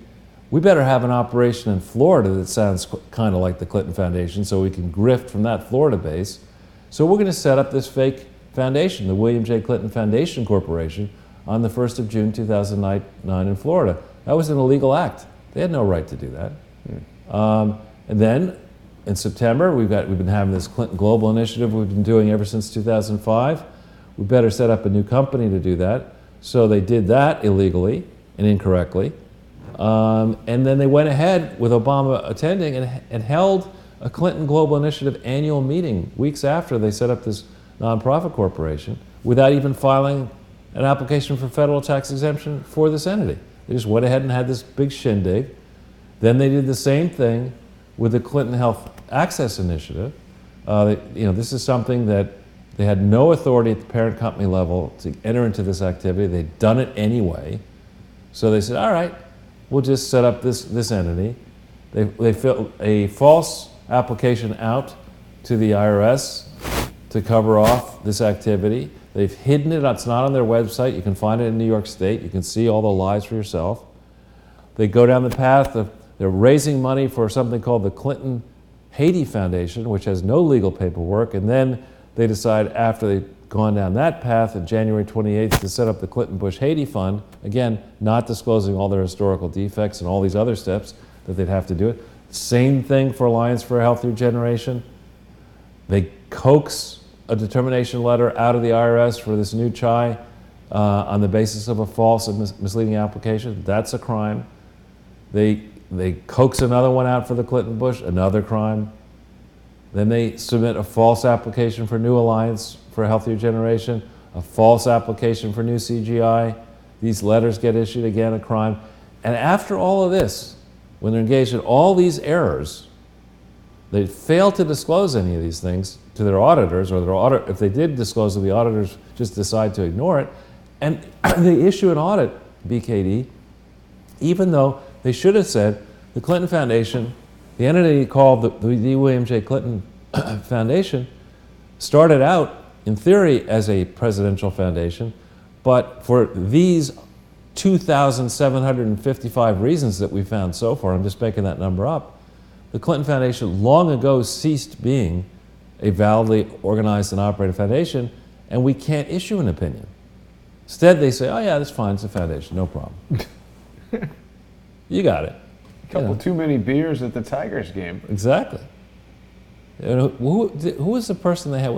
There was a guy who also works in the movies who was working on this accounting project for them, wasn't it? Really? The guy, Beverly Hills Cop 2 guy. Oh. Was he also I've got on the team that did the 2009 audit? Yeah, exactly. So if we go to the next slide. I got a lot of screens of graphics here. These are some new things to think about, right? So there's the 2009 period. There's a 2010 initial 990, and that was issued on a file on the 15th of November 2011. And then there's the amended one, the 16th of November 2015. So these are various filings that went in for 2009 and two versions for 2010. Okay? Now, BKD issues an audit for 2009 on the 10th of November 2010, and BKD's tax people work with the Clinton Foundation to file their false and materially misleading 990 on 5 days later on the 15th. The 2010 initial 990 is interesting. BKD completes an audit on the 30th of September 2011, but they wait to put in the 990 until the 15th of November 2011. The problem with doing that, what you want to do when you do this kind of stuff is you want the audit to be issued and you want to file your tax return on the same day, ideally. Why? Because the audit has then, there's a question as to did the auditor know what happened between the 10th of November 2010 and the 15th of November 2010? Did the auditor know what happened between the 30th of September 2011 and the 15th of November 2011? That's a very significant period because in that period, Simpson Thacher was hired to do this 10-year review of the Clinton Foundation starting October 27th, 2011. They probably found material things out. Did they share those things with the auditor, yes or no? Did the condition of the Clinton Foundation change between the date of the audit and the date of the filing? There's one footnote, 13, to the 2010 audit that was submitted by BKD. They date it the 30th of September 2011, but they claim that the footnote 13 was inserted as of 15 November 2011. So they're silent as to what might have happened to the other massive pieces of the audit. When they go back and they amend, and we're going to show you in a second how radically they amend the 2010 audit, November 16, 2015, the 2010 amended 990, which they amend on the 16th of November 2015, they do not redo the audit, something they should have done. So management fills the tax form out with the help of BKD, radically different numbers. You should go back and redo the audit for 2010. They didn't do that. I would argue that's accounting malpractice.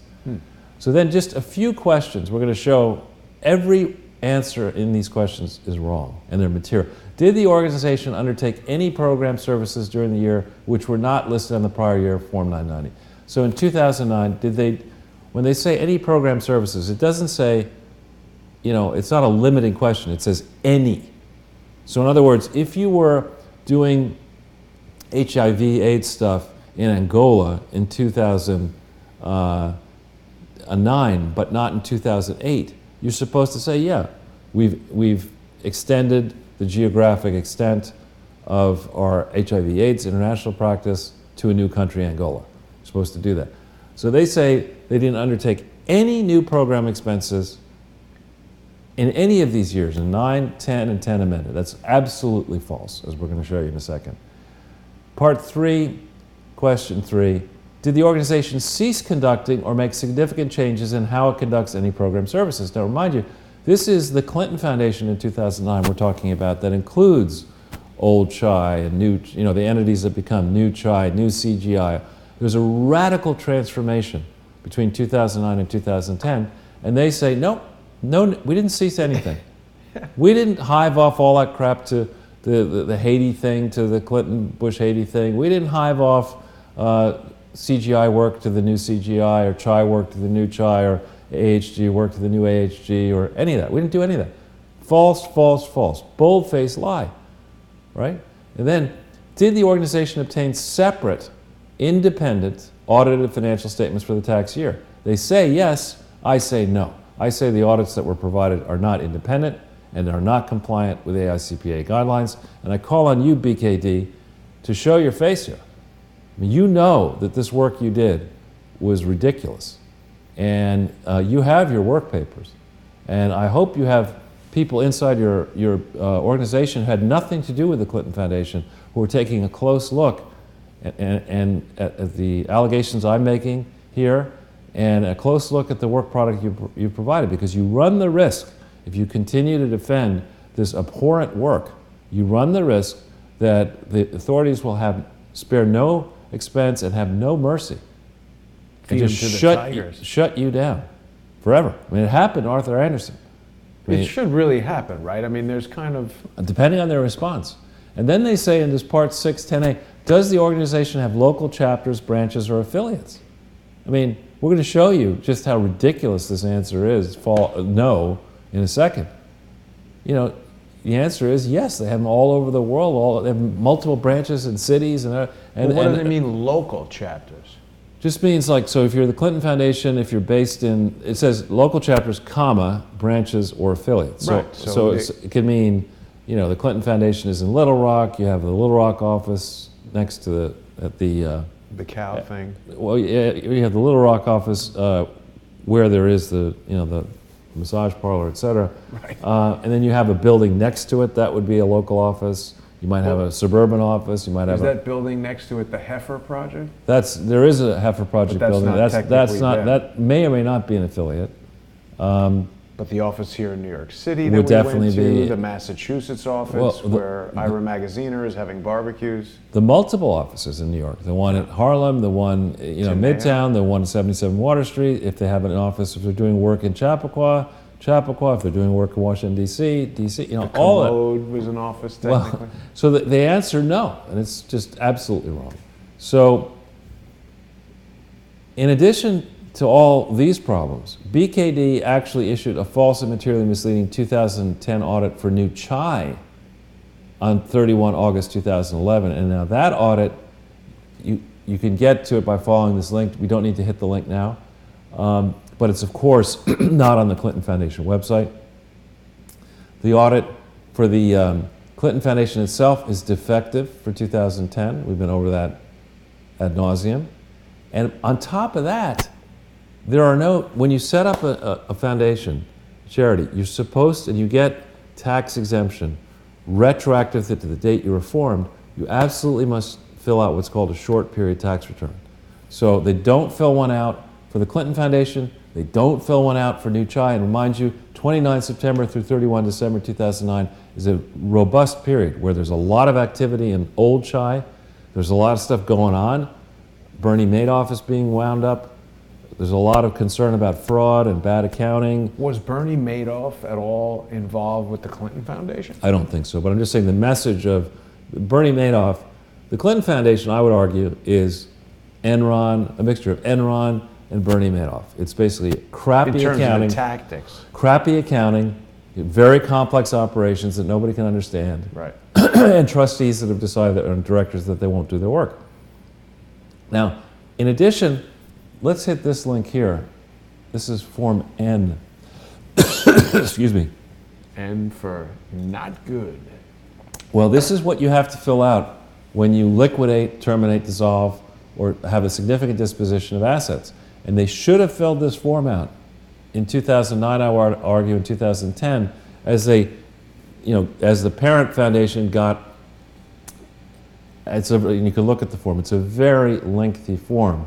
As the parent foundation said, all right, we're going to spin out the Chai activities, we're going to spin out Clinton Global Initiative activities, we're going to spin out AHG activities, we're going to spin out Haiti stuff.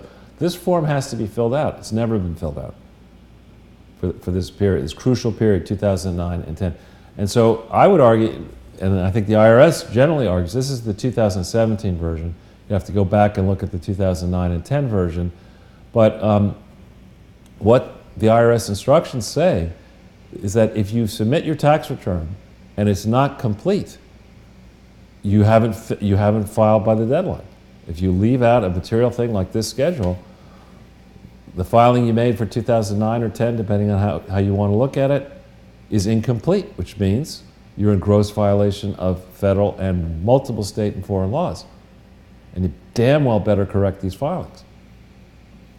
So if we go back into the slide, remember they say here, headline, before we get to these numbers that are going to spin your head a little bit, this is saying we can agree that there were no changes, basically. We didn't change the operation, we didn't cease operations, we didn't radically enter new operations. So our spending in regions should be pretty much the same around the world, right? Because we didn't change anything. We didn't expand the operations, we didn't subtract them. Let's go to the next page.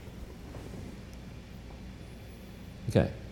Now let's look at their disclosures on Form F, which is the Schedule F, that is the one that breaks down their international activities. And let's start with the first line. Remember we had the picture of in Pakistan, of the place in the Middle East, where Osama bin Laden was, in theory, found? Oh, his house, yeah. Yeah, so here we're starting in the Middle East and North Africa. In 2008, the Clinton Foundation says we spent $110,000 in Middle East and North Africa. In 2009, they say we spent $80,147,000 in the Middle East and North Africa. And in 2010, they say we spent only $84,000. tell me if that's not a significant change to go from 110,000 rather to $80 million in 2009, then back to 84,000. What the hell were they doing in the Middle East and Africa? Well, does a chateau in Pakistan cost $180 million? No, but my point. But what was going on in 2009 was the Arab Spring, beginning of the Arab Spring. And when you look at this is just focusing on one line here. Clearly, there was a gigantic change in activities from 2008 to 2009 when Barack Obama became president, Hillary Clinton Secretary of State, and then back in 2010 when they shift, I would argue, this Middle East, North Africa stuff over to Chai, which we'll get to in a minute. This is quite an outlier right here. Right. So you don't look at that. I mean, if you're a numbers guy like me, you would stop right there. You would say, no, none of this is right. Yeah. You can't go, just the having to try to, I gotta think about this. I don't think I've ever set up a company in the Middle East, but to set an entity up, a charity in the Middle East, is gotta be tough.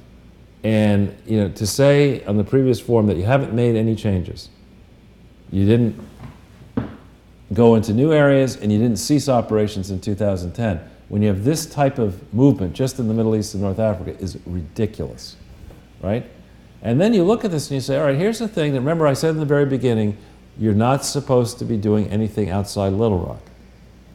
So here, not only you're so far outside Little Rock, you're doing $116 million worth of stuff in the Middle East and Africa, 141 in 2009, and then suddenly you're back to only 4 in 2010.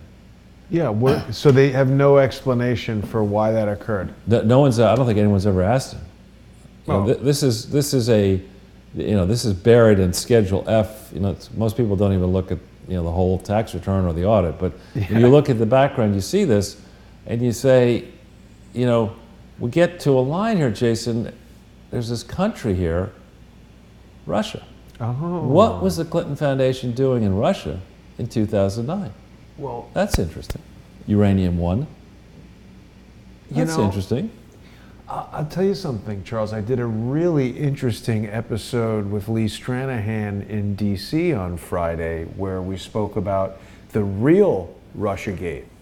And Lee spoke about all this stuff that went on with Bill Browder, who was brought up in Helsinki. And I don't think it had so much to do with Uranium One as it did with plundering the natural resources throughout the collapsing Soviet Union. And these guys, Bill Browder, and there was another guy that Lee spoke about, Russian name, I'd have to go to the video to look it up, but he's like the most powerful guy you never heard of. Right, exactly. Mikhail... it doesn't matter. Kordorsky or something. I know what you mean. Yeah. Anyway, so there's trouble with that guy, and I think we're starting to...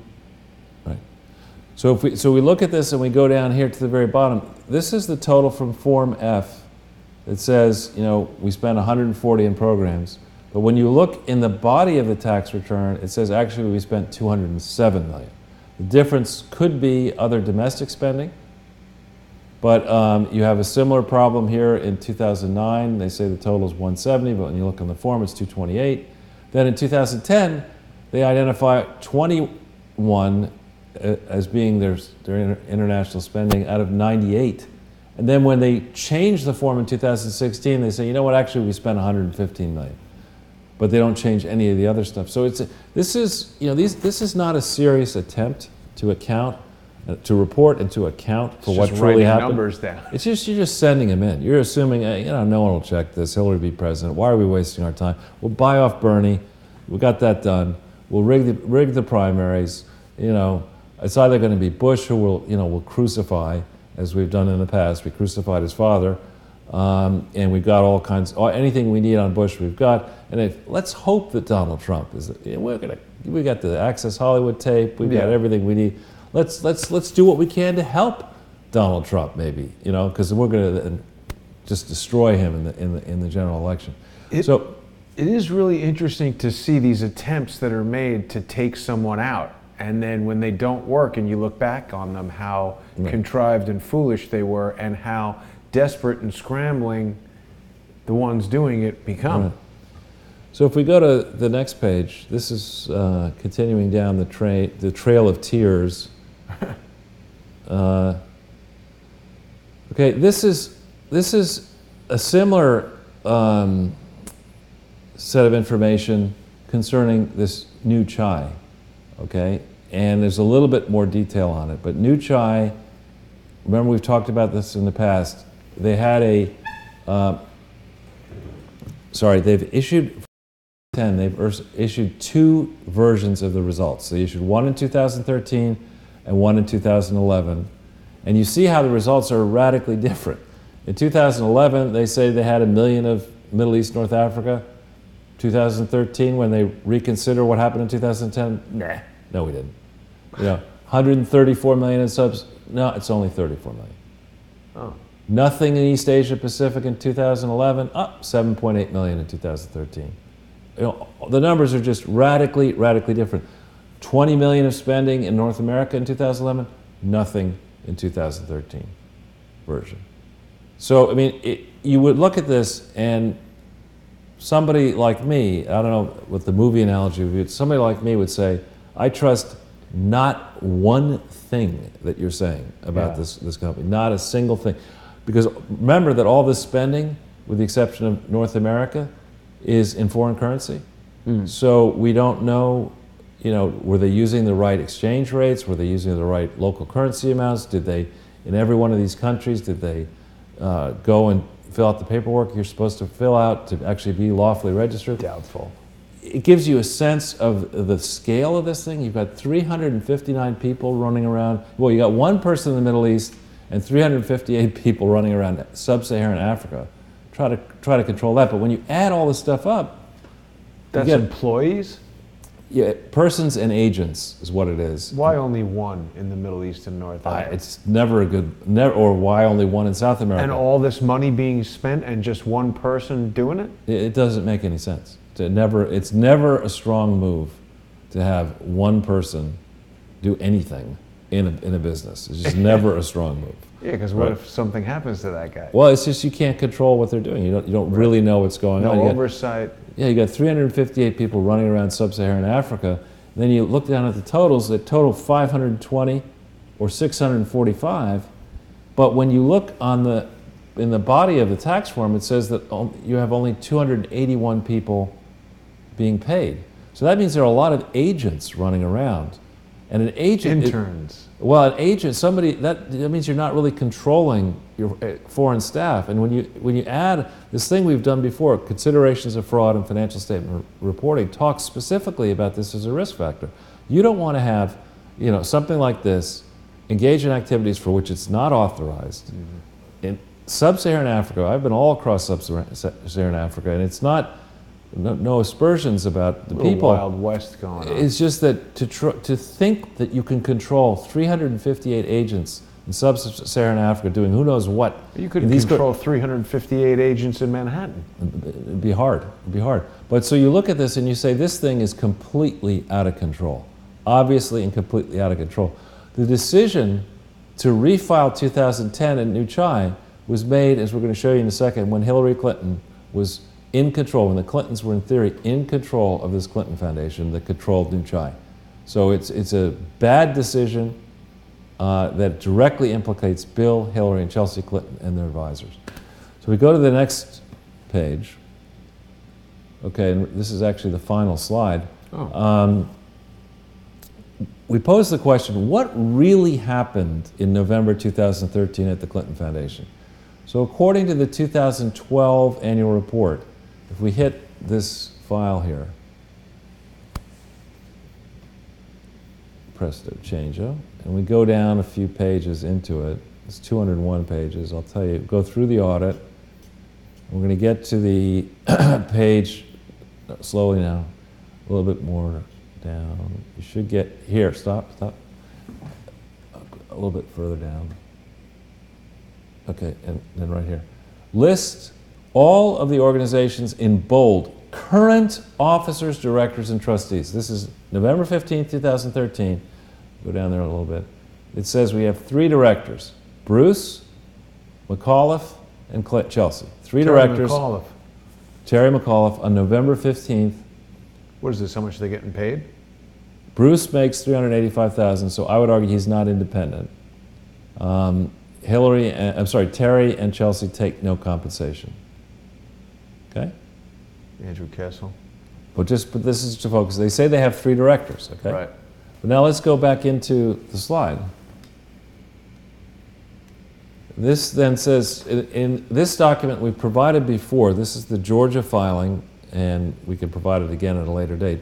But they, on Saturday, the 2nd of November 2013, according to a filing in Georgia, the Clinton Foundation illegally attempted to amend its bylaws to concentrate control of the organization in the hands of Bill, Hillary, and Chelsea Clinton. Now that step is, I don't believe could lawfully have been perfected. You can't by contracts, you and I can't write a contract to break the law. You have to make sure that whatever you put in there that you actually legally can do it. And there's some weasel language in the changes that say, here are the changes we made, but we're only going to make the changes that are consistent with law. So you don't really know from a legal standpoint whether these changes were in fact lawfully perfected, but they certainly intended to concentrate control in the hands of these 3 Clintons. And we've been over this and over this before.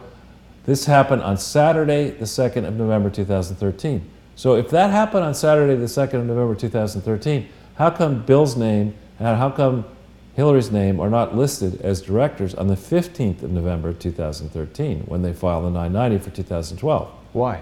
Because it's complete fraud. But why would they want to not have them on there?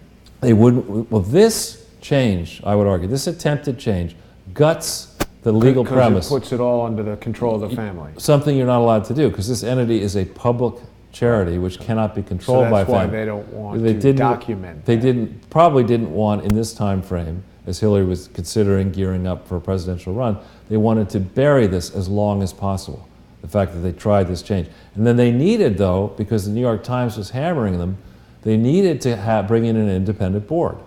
So I would argue that this is kind of like a side letter. You all know that you're going to be window dressing for the board. We're controlling everything. We're taking the liability.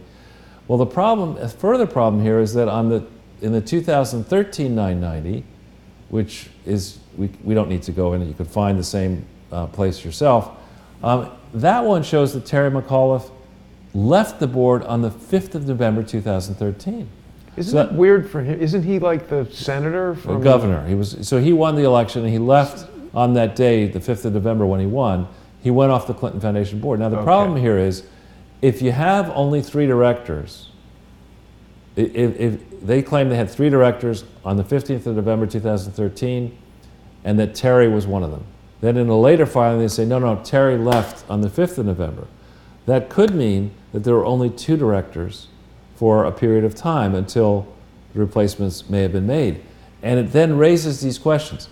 Did Chelsea Clinton abstain from the vote to entrench the Clinton family in control when they changed these bylaws? Because she should not have voted, right? She was one of 3 directors.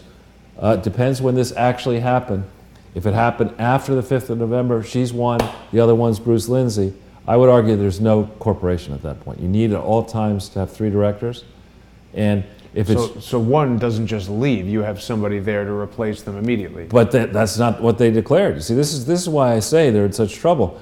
If they want to say that they had more directors on November 15th or November 2nd, they have to go back and amend these filings and say, where we said in the past we had 3 directors actually we had 8. Or so actually you're basically instructing them to lie now. No, I don't think, I'm not instructing them to do anything, but I think the record must be truthful, and it's not truthful, and now they're caught, with no good solution. To amend it, they're going to have to admit they lied.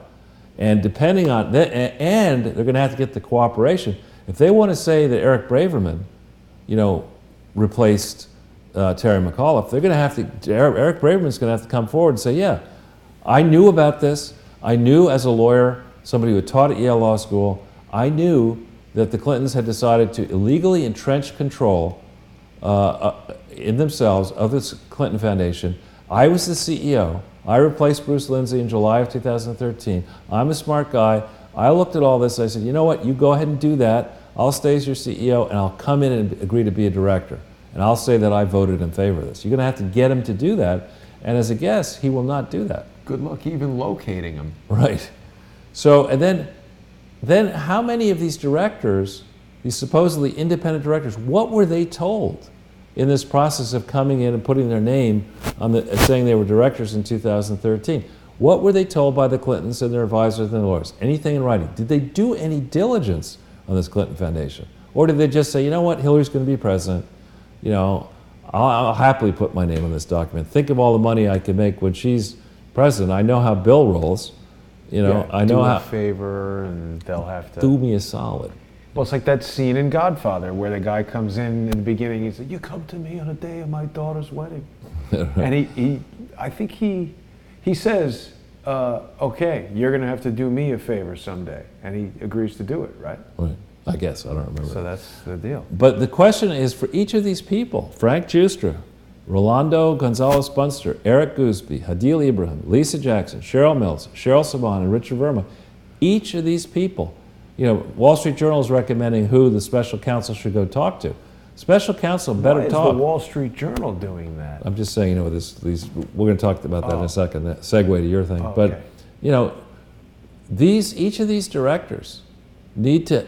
The rich ones better have their own counsel, but each of these directors need to do some hard thinking about what it is they were told, when they were told, how much diligence did they do? Do they want to stand up and try to defend this egregious behavior? Many of these people are still directors of the Clinton Foundation. You really want to say that you knew what was going on here and you lent your name. When during 2013 were you a director? You're listed, most of these people are listed as being a director for the whole year, 2013. You know, in this version of the 990. So they've got some tough questions to ask and answer. And here we are, it's whatever it is, October 21st, 2018. We have very few shopping days left until jail time? Jail time, November 15th, 2000. Get your orange pajamas now. Right. And the folks at BKD, you know, the folks at Price Waterhouse who relied on BKD's work, and the folks at Cohn-Resnick who relied on Price Waterhouse and BKD's work, you got some tough thinking to do here. Because, you know, the bottom line is that there are egregious errors in the amended filings of the Clinton Foundation and of the historical filings of the Clinton Foundation that absolutely will end up falling under close scrutiny and need to be corrected. People need to own up. They need to own this fraud, and they need to decide, you know, how far they wish to go fighting a losing battle. As John Kerry said, you want to be the last person to die for a losing cause. You want to be that person. And that's the question for the I don't think you want to be the first, second, third, fourth for a losing cause. But you don't want to be the last, right? There's no preferable position in the line of when you get to die for a losing cause, but I think that's a point well taken. Right. That you know, what I'm observing across the spectrum, Charles, is that all of the people involved in all of these substantial crimes are so entrenched that there's no turning back. It's like a death battle to try to get this piece of crap over the plate. Well, and equally, the President of the United States, I think, is pretty much, for the moment, on the other side of this coin. And I think we know everything we need to know about Jefferson Beauregard Sessions. I mean, he needs to go back to Alabama. And I think we know what we need to know about Rosenstein. I gather that he's going to testify in a closed-door setting. That has not satisfied Mark Meadows and others who will not participate in the questioning for some reason. So the battle is joined. You know, the Latin phrase, I think, is alia jacta est. The die is cast. Closed-door session. They closed the lid on our friend Hot Dog Rosenstein. On the wiener. So I know you have made some great discoveries that maybe we should spend a few minutes. I rushed through the presentation. Well, that was amazing. Definitely a high-speed presentation. Well, the thing that I wanted to talk about primarily, I think a lot of people know that Larry Klayman had delivered some FOIA documents to us from his lawsuit. You know, Freedom Watch USA had a lawsuit against the special counsel's office to produce their communications with the press, because Larry had determined that they must be leaking grand jury information. And so we did an episode the other night. Some of the members of the Crowdsource community, notably the Dissenter and Margot, people who were watching some of the additional content that we put out on patreon.com/crowdsourcethetruth, had gone through the thousands of emails, which, this is interesting to note, this production process in these lawsuits. I'm becoming very interested in how lawsuits work, because everyone just says, oh, this person did X, Y, or Z, sue them. Like, that's easily done. But in the production of documents, these are emails, these are text messages, it's text content. And obviously, when you search for a particular name in thousands of pages of text, that can be a very powerful way to get through the information to get to what you need. The first thing I wanted to point out to everyone is that in all of these pages that were produced by the special counsel's office, they've been reproduced here as what's called a bitmap graphic. So this is a picture of text, and the computer doesn't know the difference between a picture of the word whole or a picture of a hot dog on a barbecue grill. This is just, pixels represented in the computer, and it becomes substantially more difficult to search a document that is not presented as text. I'm sorry to be getting a little bit technical, Charles, but in other words, I can't select the text in this document as if it were a word. So if I just say search for, Shane Harris, nothing shows up. And that makes the work substantially more difficult. But what we did discover is that on Friday, August 25th, with some persistence, Shane Harris was emailing with Peter Carr about this article that he had written. We've taken quite a bit of interest in what Shane Harris has been doing, because so much of it seems to be defective. Possibly, I don't know if Shane Harris is incompetent, but he makes a lot of mistakes in his reporting when I look at things like evidence. Now, wait a minute, this is not what we want. Well, I think what you might want to do, actually, Jason, is start with the article. That's what I'm trying to get to. I have it over here, but it brought up the wrong article. So Sorry. It's Wall Street Journal, Shane Harris, August 25th.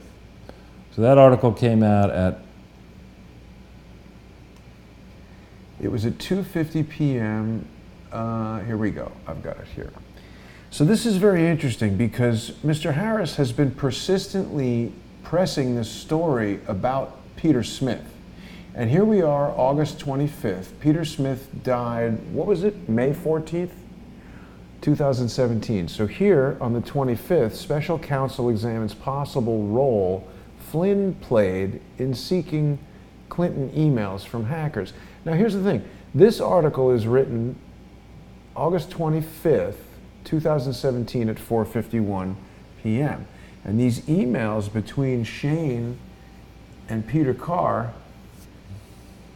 he's basically setting up a meeting with, it's hard for me to even make out what's going on here, Charles, but there's a lot of activity with Shane Harris telling Peter Carr to come and brief his team at Shane Harris's team of 10 reporters and editors at the Wall Street Journal. They're setting up a time to meet, and where is his statement about their entire Russia team? Well, so what I would say here is that, I think what may be going on, we know that James Comey was I'll put it air quotes, an expert leaker, right? I mean, we know that that's what Trump calls him, the lion leaker. Let's elaborate on that, because what he was doing to leak is James Comey has this relationship with Ben Wittes, right? They're supposedly best friends.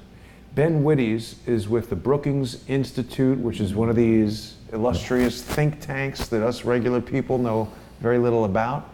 But they seem to be these sort of crossroads where members of the deep state, members of the press, they get together and they have expensive dinners and booze and everything, and they share all this kind of information. Now, as I understand it, Peter Carr is essentially the public information officer for the special counsel's office. So when I call the police and I say, hey, is it true that Jenny Moore died? Is it true that you guys gave Laurel Everly's laptop to Chris Gowan instead of Michael Mirando? There's someone who's there to interface with the press. Now, I find it very curious that I contacted the public information officer for the U.S. Capitol Police many times with regard to evidence. I presented a witness with evidence. They never called me back. Here, we've got Peter Carr, taking not every, but select members of the press out for coffee, and here he's got a whole meeting coming together.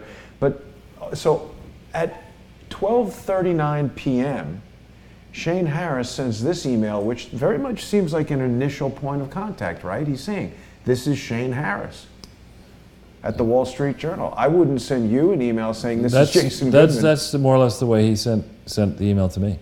Right. Same approach. Right before he was going to have a story come out, right, he contacted me. Right. And I was with you, actually. Right. Right. Doing our first interview. But the point is, you and I have known each other for close to 2 years. I wouldn't send you an email saying, this is Jason Goodman. This seems like his introductory email. Yeah. And he said they're preparing a story about the special counsel looking into Peter Smith, whose efforts to obtain Senator Clinton's emails we wrote about a few months ago. Our sources have told us that Mr. Mueller's team is interested in learning more about Mike Flynn, his son, Flynn's Intel Group, and their relationship to Smith. Who are these sources? Well, exactly. I think it's Matt Tate who has made this story up. And I think what we're observing here is Shane Harris constructing a narrative. I also found it very interesting that Shane Harris's mobile number is redacted, and that's done very likely legitimately. This code here, I don't know if people can see that, B6, that's personal privacy that they're preserving. So that might be outside of what Kevin has discussed, doesn't need to be classified, but they're not doing that for every reporter. There are plenty of cell phone numbers that are in here, unredacted. Why does Shane Harris receive this special treatment? I also found it interesting that this doesn't seem to be an email. This PAC, we've presumed to be Peter, I don't know what his middle name is, Carr. So if I may just stop you here for a second. I think what leaps out at me here is that if there is a grand jury impaneled, the rules on grand jury secrecy are extremely strict. Yeah. By design. Right. I mean, you're not supposed to be leaking out of a grand jury. Because it'll ruin the investigation. Well, yeah, and it could, put an innocent person in prison, or let a guilty guy off, or whatever. So, and the rules are very strict. Now, here we have this Peter A. Carr. Maybe he knows what he's doing. Maybe he doesn't. But this idea of maintaining such close relationship with the Shane Harris back and forth and these other people. And we don't really yet know, and obviously Larry Klayman is concerned about the degree to which the special counsel's office is trying the case in the press by leaking out or giving ideas, lines of inquiry, thinking, maybe in off-the-record settings to these reporters so that they can begin to whip up frenzy against an enemy of the state or an enemy of the special counsel. And this is precisely, it seems to me this is a very serious matter. This is not, just, oh, well, isn't this cute, the press guy and these reporters, the reporters are entitled to ask whatever question they want, and if the press guy makes a mistake, it's not the reporter's fault. I understand that, and I believe in the people's right to know, but how do you balance that with the obligation to keep the proceedings in a grand jury strictly confidential? And I think, at the very least, we're seeing here evidence that should cause great concern. On top of, it's not like this is just the one case. We can go back over the Enron task force and the Andrew Weissman and the Mueller and the many people, whatever it is, 17 angry Democrats on the Mueller staff, have a long history of abusing this relationship. And it's not like they've covered themselves in glory. It's not like they've actually found the real collusion and conspiracy.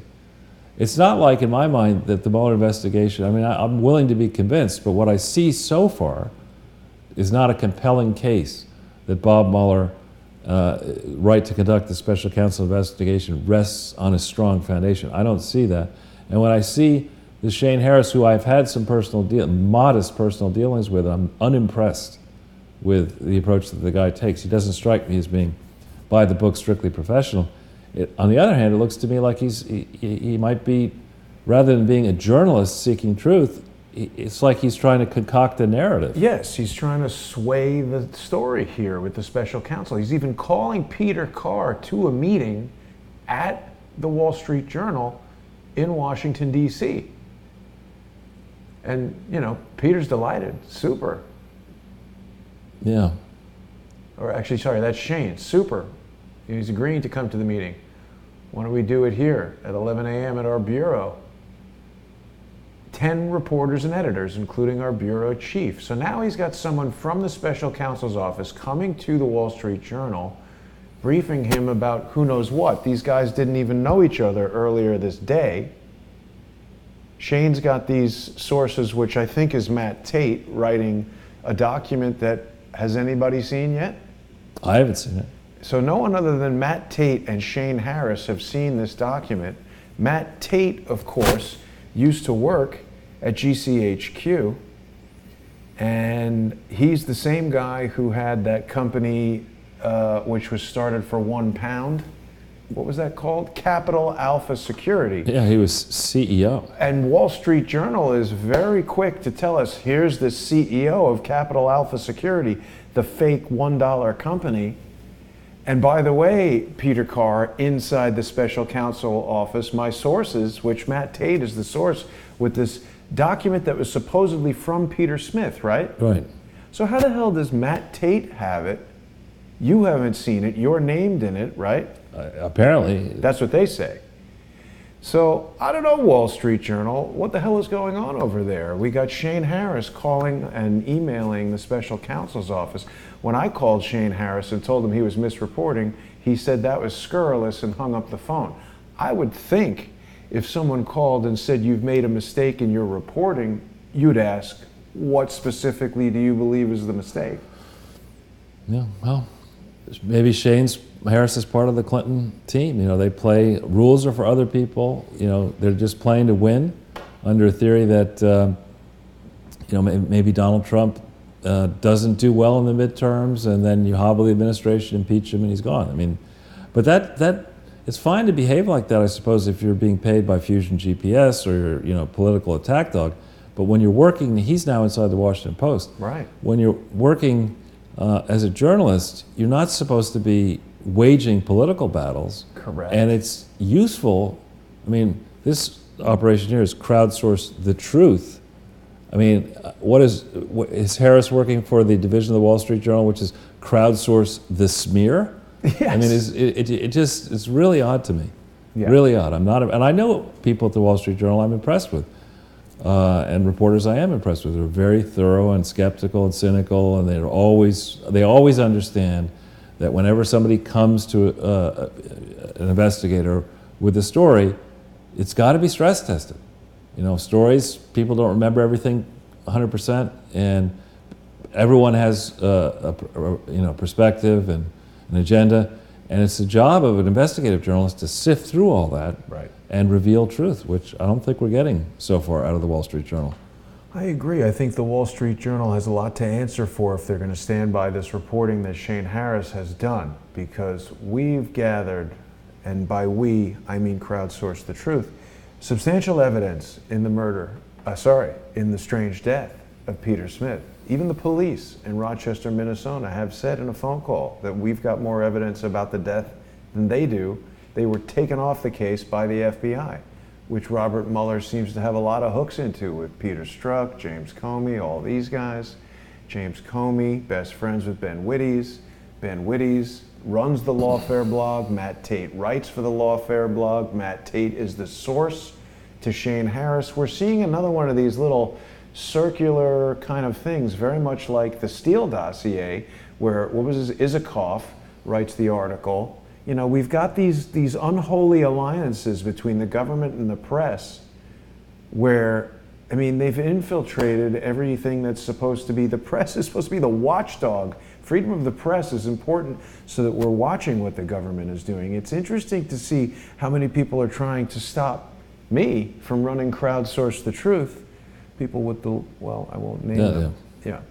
But people know who I'm talking about. And the best way to fight that is to become a sponsor by going to patreon.com/crowdsourcethetruth. Because I think when we're putting this information out on Twitter and YouTube and Facebook, we're playing on their field. And that is the most effective aspect of what's going on patreon.com, is that I think that the enemies of the message that we're bringing out are less prepared to use their fake counter operations there. So I hope that people will go to patreon.com/crowdsourcethetruth. I hope that Shane Harris will call me back and explain to me where he doesn't need to tell me the sources, but I'd like to see the document that he's talking about, because I don't think it's real. I'd like to know why he's reporting things about Peter Smith that are directly contradicted by emails that Peter Smith sent to you that Shane Harris couldn't possibly have known about at the time that he wrote some of these stories. Yeah. Well, and I think another thing to add to that is I'd like to see, as you know, today's the 21st of October. Yeah. We've got weekends intervening. It's not like auditing firms can just, you know, issue a letter on the 15th of November, 2018. They're going to have to do a lot of hard work. Right. I hope these auditors at BKD and Pricewaterhouse and Cohn-Resnick and whoever else is going to get involved watches every one of our videos, goes through my site, goes through my interviews, checks all that stuff out, and understands that this is a serious business. That Corinne Brown is in prison over an $800,000 infraction for federal prison for more than 4 years. And we're talking here about more than $3 billion. We're talking about, I would argue, a criminal conspiracy to commit, to loot and fund political activities in the name of charity, and then to obstruct the process of investigating and prosecuting these crimes. So we're talking about a bold, long-running conspiracy. Does BKD, do PwC, do Cohn-Resnick, do a lot of law firms and other rich people really want to think that they are going to stop the many governments that may already be looking at this from bringing people to justice? Or is it a lot smarter for these people to approach the authorities and say, you know what, I'd like to negotiate a proffer, I'd like to negotiate to cooperate here because I don't want to be the one footing the bill for this long-standing, gross criminal conspiracy in the name of the Clinton family. Yeah. And just to wrap up, Charles, we've got some questions about Peter Carr was not emailing Charles. When I first met Charles, Peter Smith had just died, and Charles and Peter Smith had been in communication. Shane Harris had contacted Charles. Right. So Kelly on Periscope was asking about that. People should go and search the archives of Crowdsource the Truth for Peter Smith to watch the series that we've done. If I don't have a playlist on Peter Smith, I'll put that together, but I think there might, in fact, be a Peter Smith playlist. And there was also a recent call with Shane Harris where he abruptly hung up the phone. And, you know, people could dismiss it and say Shane Harris didn't want to talk to me because I'm not working for the New York Times or something like that. But it doesn't matter. It seems like Shane Harris has made some gross errors in his reporting, and that's being generous to characterize them as that. But anyway, Charles, that's our episode for today. I will be back tomorrow morning with an exciting show with Ole Damagard. We're going to be exploring Masonic symbology in Washington, D.C., and that, of course, is Light on Conspiracies with Ole Damagard, available only on Patreon. People can get that show by sponsoring Crowdsource the Truth at patreon.com/crowdsourcethetruth. But it's actually more important than ever that people go to patreon.com/lightonconspiracies and sponsor Ole Damagard as well. His entire website has been basically attacked, taken out, hasn't been able to restore it for 3 weeks. It happened right after we did that interview with Judith Very Baker, Lee Harvey Oswald's girlfriend from the past there. So a lot of stuff coming up tomorrow. Thank you, Charles, for once again a wonderful presentation, and I'll see everybody tomorrow.